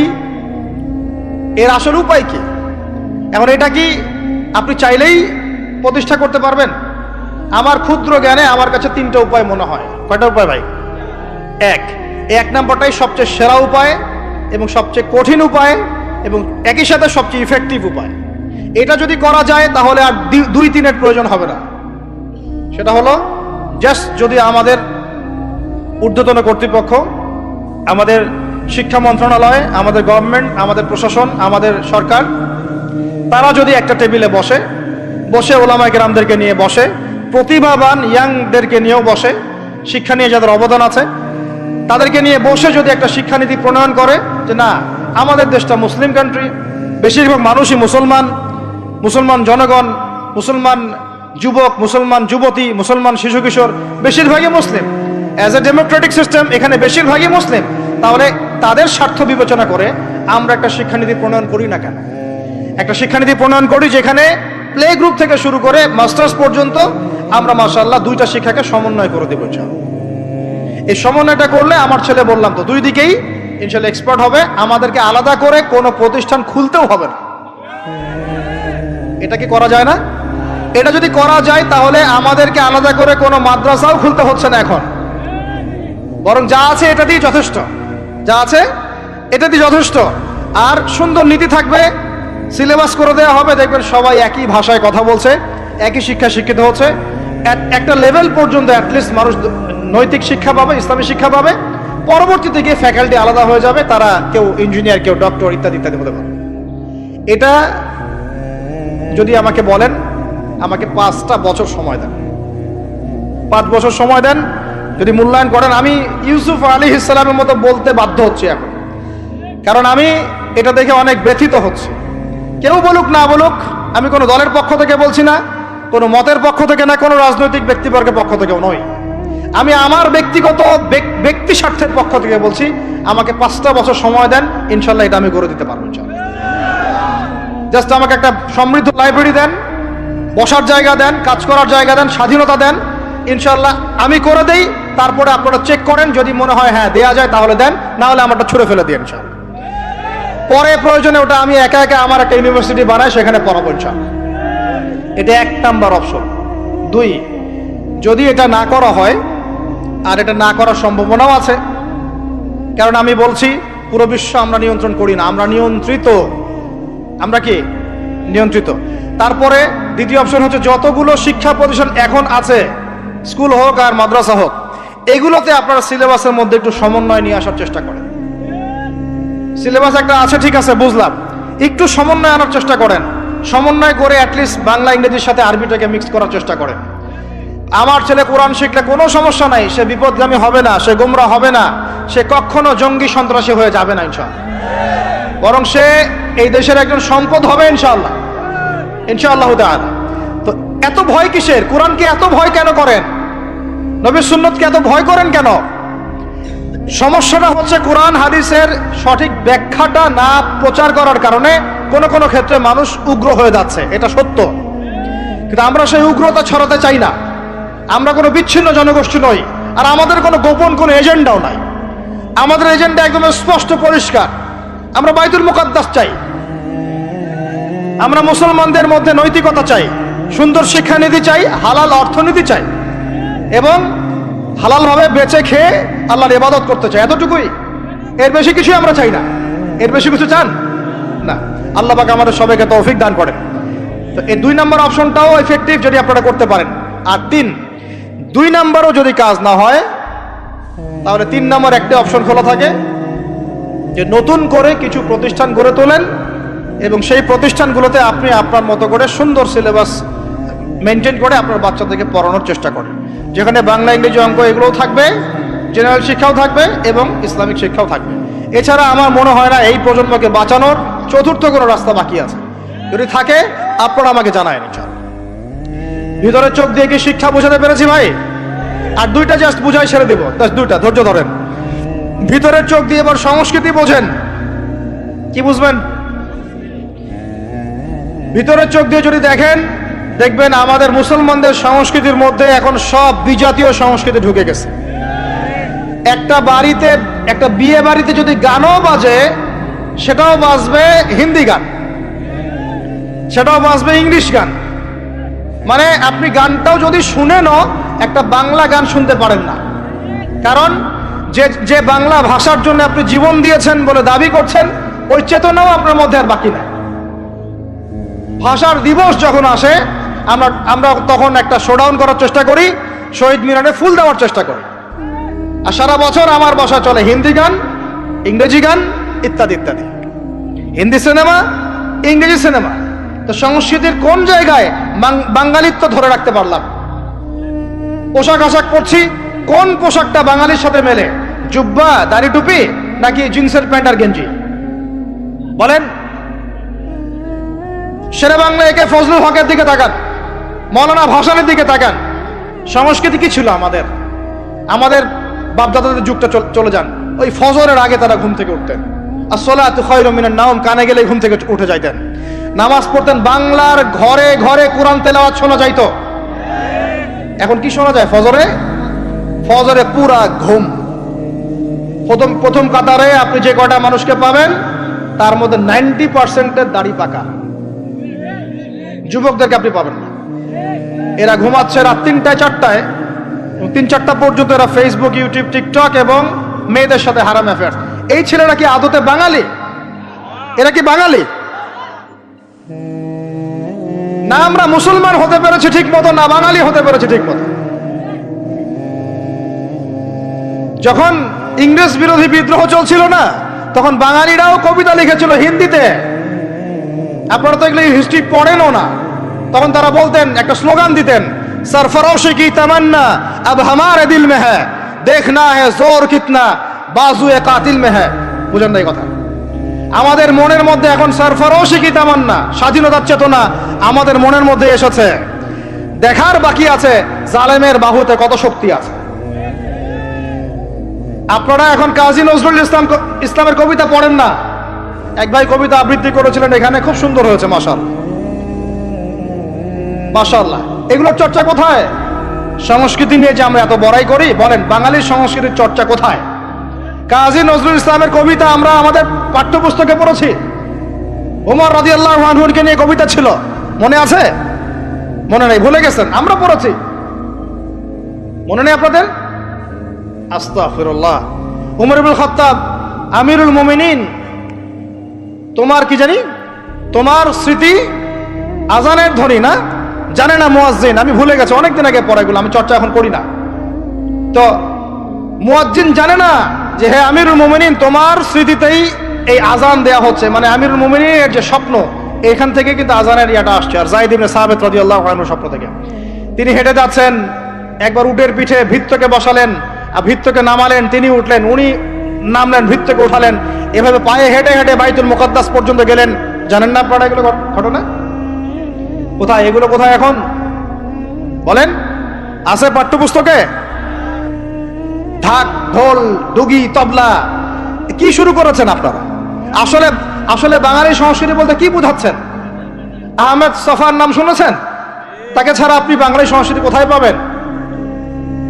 এই বাঙালি সংস্কৃতির ভিতরে এই যে ওলামায়ে কেরামের অবদান, এটা আপনি কিভাবে অস্বীকার করছেন? আমরা এখন পড়ে আছি কয়েকটা বিষয় নিয়ে। দেখেন, গান বাজনা, ঢাক ঢোল, ডুগি তবলা এবং এমন কিছু সংস্কৃতির নামে কাজ যেগুলোর মধ্যে শিরক আছে অথবা বেদাত আছে অথবা কুফর। আপনি রাস্তায় হাঁটছেন বানরের মূর্তি নিয়ে, বানরের সাথে আপনার কি সম্পর্ক? বানরের সাথে বাঙালি সংস্কৃতির কি সম্পর্ক? আমরা কি বানর থেকে আসছি? তাহলে বানরের মূর্তি আমি হাটে নিয়ে হাঁটবো কেন? বানর থেকে আসছে কারা? ওই যে শনিবারে যারা মাছ ধরতে নিষেধ করা হয়েছিল তারপরে মাছ ধরেছে, আল্লাহ পাক বলছেন ওদেরকে বানর বানিয়ে দিয়েছে। জানেন না এটা? পড়েন, পড়াশোনা করেন। পড়াশোনা না করলে আমার সব কথা বুঝতে পারবেন না হয়তোবা। যদি বুঝতে না পারেন আরো একবার লেকচার শুনেন, রিপিটেড শুনেন, তারপরে আবার চেক করেন, ক্রস চেক করেন। একটা প্রজন্মকে আল্লাহ বানর বানিয়ে দিয়েছিলেন, কোরআনে দলিল আছে। আমরা কি সেই প্রজন্ম? তাহলে বানরের মূর্তি নিয়ে রাস্তায় হাঁটবো কেন? কেন আপনি পেঁচার সাথে আপনার কি সম্পর্ক? পেঁচা কি আমার ভাগ্যের প্রতীক? হাত থেকে যদি কিছু পড়ে যায়, আমাদের অনেকে বলে যে একটু বসে যান, অমঙ্গল হতে পারে। চিরুনি পড়ে গেলে বলে যে মেহমান আসতে পারে। বিড়াল সামন দিয়ে চলে গেলে বলে একটু বসে যায়, অমঙ্গল হতে পারে। ইসলাম কি বলছে জানেন? যখনই মনের মধ্যে কোনো কুলক্ষণ আসবে আপনি পড়বেন, আমার সাথে বলেন, আপনি পড়বেন আল্লাহুম্মা লা খায়রা ইল্লা খায়রুক ওয়ালা আল্লাহুম্মা লা তায়রা ইল্লা তায়রুক ওয়ালা খায়রা ইল্লা খায়রুক ওয়ালা ইলাহা গায়রুক। মানে আল্লাহ আপনার দেয়া কল্যাণ ছাড়া কোনো কল্যাণ নাই, আপনার দেয়া অকল্যাণ ছাড়া কোনো অকল্যাণও নাই, আপনি ছাড়া কোনো ইলাহ নাই। এই হলো মুসলমানের আকীদা। তো এখানে পেঁচার সাথে আপনার সংস্কৃতি কি সম্পর্ক? পেঁচা অমঙ্গলের লক্ষণ? এগুলো কি শুরু করেছি আমরা? যে কোনো একটা বিষয় নিয়ে যদি আলোচনা করতে চান, আসেন, বসেন, আমরা বসি, আলোচনা করি, সমাধানের পথ খুঁজি, প্রতিভাকে মূল্যায়ন করেন। ইউসুফ আলাইহিস সালাম বলেছিলেন যে আমি বিশ্বস্ত আস্থাভাজন, আমাকে এই খাজানার দায়িত্ব দেন। কে বলেছিল? ইউসুফ আলাইহিস সালাম। কখনো কখনো দায়িত্ব চেয়ে নেওয়া জায়েজ, যখন দেখবেন দায়িত্ব নেয়ার যোগ্য কোনো মানুষ নাই। কিন্তু যে পদ্ধতিতে এখন মানুষ দায়িত্ব চাচ্ছে, ওই পদ্ধতি তো ইসলাম সমর্থন করছে না। এখানে আপনি একজন ট্রান্সজেন্ডারকে দেখছেন মানুষের ঘরে ঘরে গিয়ে ভোট চাচ্ছে, একজন হিজড়াকে দেখছেন মানুষের ঘরে ঘরে গিয়ে ভোট চাচ্ছে, নারী থেকে পুরুষ হচ্ছে, পুরুষ থেকে নারী হচ্ছে। তাও আবার ভাই ওইদিকেই নিজেরও লজ্জা লাগতেছে, কারণ আমি আবার উত্তরবঙ্গের মানুষ। তো এখন কথা হচ্ছে যে এইটা তো সিস্টেম না, প্রতিভাকে মূল্যায়ন করতে হবে। আপনাদেরকে আল্লাহ পাক তৌফিক দান করেন, বলেন আমিন।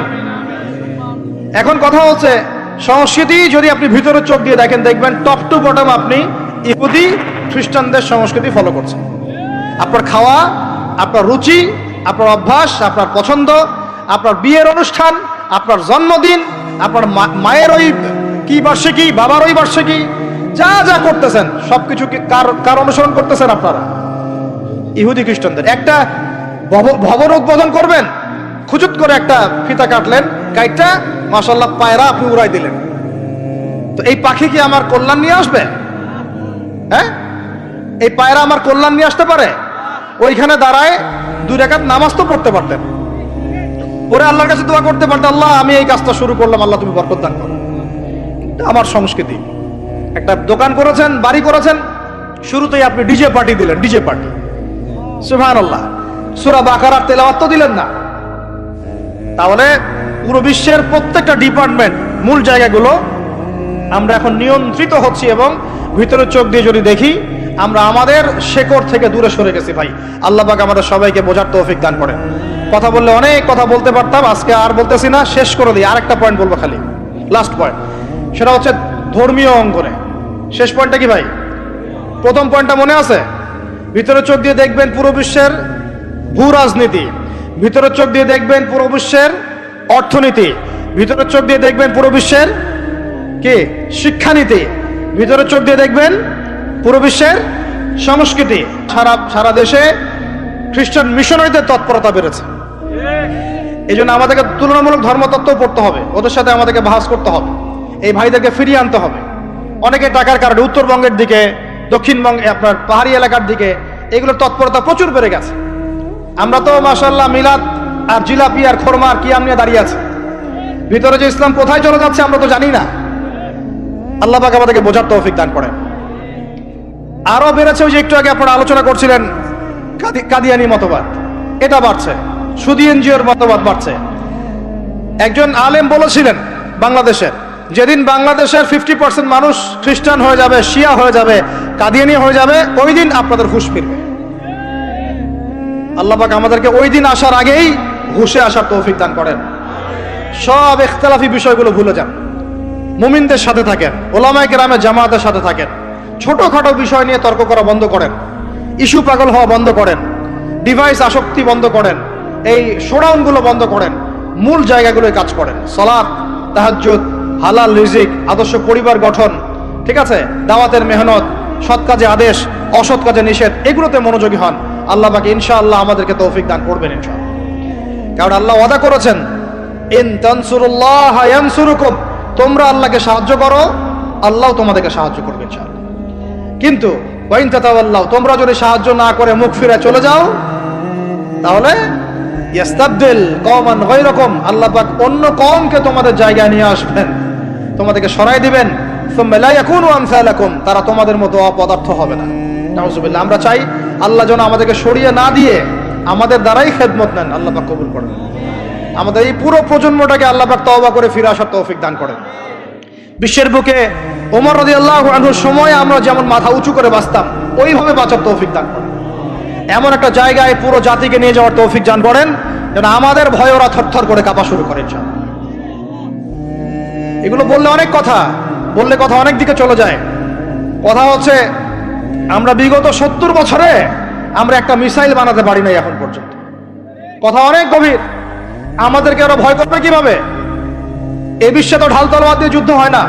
ওয়াইদ্দু লাকুম মাস্তাতাতুম মিন কুওয়াতিন, সূরা আনফালের মধ্যে আল্লাহ পাক আয়াত নাযিল করেছেন, হে মুসলিমরা তোমরা শক্তি অর্জন করো, তোমরা শক্তি সামর্থ্য অর্জন করো। তুরহিবুনা বিহি আদুওয়াল্লাহি ওয়া আদুওয়াকুম, এই শক্তি দিয়ে তোমরা আল্লাহর দুশমনদেরকে ভয় দেখাবা। এটা কে বলেছেন? আল্লাহ বলেছেন। ওই শক্তি কই? তা আমরা আপোষে লড়াইয়ে পড়ে আছি, আঞ্চলিক রাজনীতি নিয়ে পড়ে আছি, ভাইয়ে ভাইয়ে মারামারি কাটাকাটি করছি, আমরা গীবত সমালোচনার রাজনীতি করছি, মূল শক্তিটা আমরা অর্জন করতে পারছি না। আল্লাহ পাক আমাদেরকে সেইটা বোঝার তৌফিক দান করেন। চিন্তা করবেন না, চিন্তা করবেন না, আমরা যদি করতে পারি আল্লাহ পাক আমাদের হাতেই বিজয় দিবেন ইনশাআল্লাহ। আর এটাও চিন্তা করবেন না, নিশ্চিত থাকেন যদি আমরা করতে না পারি আল্লাহ আমাদের একটাকেও জীবিত রাখবে না, একটাকেও না। আল্লাহ পাক সবগুলোকে সরাই দিবেন ইনশাআল্লাহ, দিয়ে এমন একটা প্রজন্ম নিয়ে আসবেন ওরা পারবে ইনশাআল্লাহ তাআলা। এটা ইয়াকিন রাখেন। আমরা যদি গাদ্দার হই, মুনাফিকি করি, আমানতের খেয়ানত করে ফেলি, ওই চেতনা আমরা যদি ধ্বংস করে ফেলি, আল্লাহ পাক আমাদেরকে রাখবেন না। আর হে ঢাকাবাসী শুনেন, আল্লাহ পাক না রাখার জন্য একটা 5 মাত্রার ভূমিকম্প যথেষ্ট। আল্লাহকে ভয় করেন। ঢাকায় জেনা বেড়ে গেছে, সমকামিতা বেড়ে গেছে, মাদক বেড়ে যাচ্ছে, ইয়াবাখোর বেড়ে যাচ্ছে, ছিনতাই বাড়তেছে, কত কি হচ্ছে আমাদের শহরে, আমাদের চোখের সামনে। অশ্লীলতার কারণে এই ভূমিকম্পের আযাব আসে, নোংরামির কারণে আসে, জেনার কারণে আসে, পরকীয়ার কারণে আসে, ব্যভিচারের কারণে আসে, ঘরে ঘরে ঢুকেছে এগুলো। আল্লাহ পাক আমাদের ঢাকাবাসীকে হেদায়েত দান করেন। আমি তো আপনাদের একজন, আমি কিন্তু আপনাদের একজন, আমি আপনাদের বাইরের কেউ না, কিন্তু এগুলো দেখে আমার মনটা কাঁদে, কষ্ট হয়। ঢাকা যেমন মসজিদের শহর, এই মসজিদের শহরের মধ্যে এরকম অন্যায় অবিচার ঘরে ঘরে কেমন করে ছড়িয়ে পড়ে, কেমন করে? একটা অপরাধ হয়েছে আমাদের, অপরাধটা হচ্ছে আমরা সৎ কাজে আদেশ করেছি, অসৎ কাজে সমানভাবে নিষেধ করি নাই। সৎ কাজে আদেশের সাথে এখন থেকে অসৎ কাজে নিষেধও করবেন। আল্লাহ পাক তৌফিক দান করেন। আল্লাহ পাক এই জজবা চেতনা আপনাদের সবার মধ্যে দান করেন, আমিন। আইন হাতে তুলে নেবেন না, কিন্তু অন্যায়ের প্রতিবাদ করবেন। অন্যায়ের কি করবেন? প্রতিবাদ করবেন। শেষ পয়েন্টটা বলি, ধর্মীয় অবস্থাটা কি? ভিতরে চোখ দিয়ে দেখেন। আপনার কাছে মনে হচ্ছে আমরা সবাই সংখ্যায় অনেক বেশি, কোটি কোটি মুসলমান, এত এত মুসলিম রাষ্ট্র, এত এত তেল, এত এত মিলিটারি পাওয়ার, ইত্যাদি ইত্যাদি, এত সংগঠন, অনেক কিছু, এত ধর্মীয় দল, এত আলেম ওলামা। বাস্তবিক অর্থে ভিতরের চোখ দিয়ে যদি আপনি দেখেন, দেখবেন যে আমরা সংখ্যায় বেশি হওয়ার সত্ত্বেও আপোষে অসংখ্য দলে বিভক্ত হয়ে গেছি। যতক্ষণ পর্যন্ত আমরা ইউনাইটেড হচ্ছি না, ধর্মতাত্ত্বিক ভাবে একটা জায়গায় আসছি না, একটা জামাআ ফর্ম করছি না, একটা ইমারা কায়েম করছি না, এবং আমাদের মধ্যে একজন আমিরুল মুমিনিন নির্ধারণ করছি না, ততক্ষণ পর্যন্ত আপনি আল্লাহর রাস্তায় দিন ইকামত করতে পারবেন না। এটা আমাদের মূল সমস্যা, মূল গোড়ার সমস্যা। আর এই সমস্যাটাকে আম জনগণ কোনোভাবে উস্কে দিবেন না। আপনারা ওলামায়ে কেরামদের মধ্যে বিভক্তি বাড়াই দিবেন না, উস্কে দিবেন না, অনলাইন গরম করবেন না, চুপ করে থাকবেন। কিছু বলার যদি না থাকে চুপ করে থাকেন, তা বলার দরকার নাই। ওলামায়ে কেরামদেরকে একটা জায়গায় বসতে দেন। তারা যদি একটা জায়গায় বসে, একটা টেবিলে বসে, একে অপরের সাথে মোয়ানাকা করে, চা খায়, সালাম বিনিময় করে, ইনশাআল্লাহ দেখবেন ঐক্য হয়ে গেছে ইনশাআল্লাহ। এবং ওলামায়ে কেরামরা যখন আমাদের রাজনীতিবিদদের সাথে থাকবেন, একটা ঐক্যবদ্ধ শক্তি হবে, তখন দেখবেন রাষ্ট্র, অর্থনীতি, রাজনীতি এবং ধর্মতাত্ত্বিক সব দিক দিয়ে এগিয়ে যাবে ইনশাআল্লাহ। এই জিনিসটার ঘাটতি আছে আমাদের মধ্যে। আমরা অনেক সময় মনে করি ও পলিটিশিয়ানের সাথে আমার চলার দরকার নেই, ও তাগুত, ও কাফের, ও মুশরিক, ও এটা ওইটা। দেখেন, নবী করিম সাল্লাল্লাহু আলাইহি ওয়াসাল্লামকে সবচেয়ে বেশি সাপোর্ট করেছেন তার চাচা আবু তালেব। আবু তালেব মুসলমান হননি শেষ পর্যন্ত। তার বাসাতে তিনি থেকেছেন, বড় হয়েছেন, ব্যবসা করেছেন। চাচাকে কালিমা পড়াতে পারেন নাই, দ্বীনের পথে আনতে পারেন নাই। তাই বলে কি তিনি চাচার সঙ্গ ছেড়ে দিয়েছিলেন? আমরা সবাই নিজেকে আলাদা বিভক্ত মনে করি। নসিহতের মধ্য দিয়ে, সদুপদেশের মধ্য দিয়ে, একটা ভ্রাতৃত্বের বন্ধনের মধ্য দিয়ে। সবাই তো আর খারাপ পারে ভাই, সবাই কি খারাপ? এখানে অনেক অসংখ্য ভালো মানুষ আছেন, প্রত্যেকটা সেক্টরে আছে। আপনার আমার চেয়ে বেশি ইমানদার আছে, আপনি জানেন না। প্রত্যেক ডিপার্টমেন্টে আপনার আমার চেয়ে বড় বড় ইমানদাররা আছে, কিন্তু পরিবেশ পরিস্থিতির কারণে হয়তোবা তারা তাদের ইমানটাকে জাহির করতে পারছে না।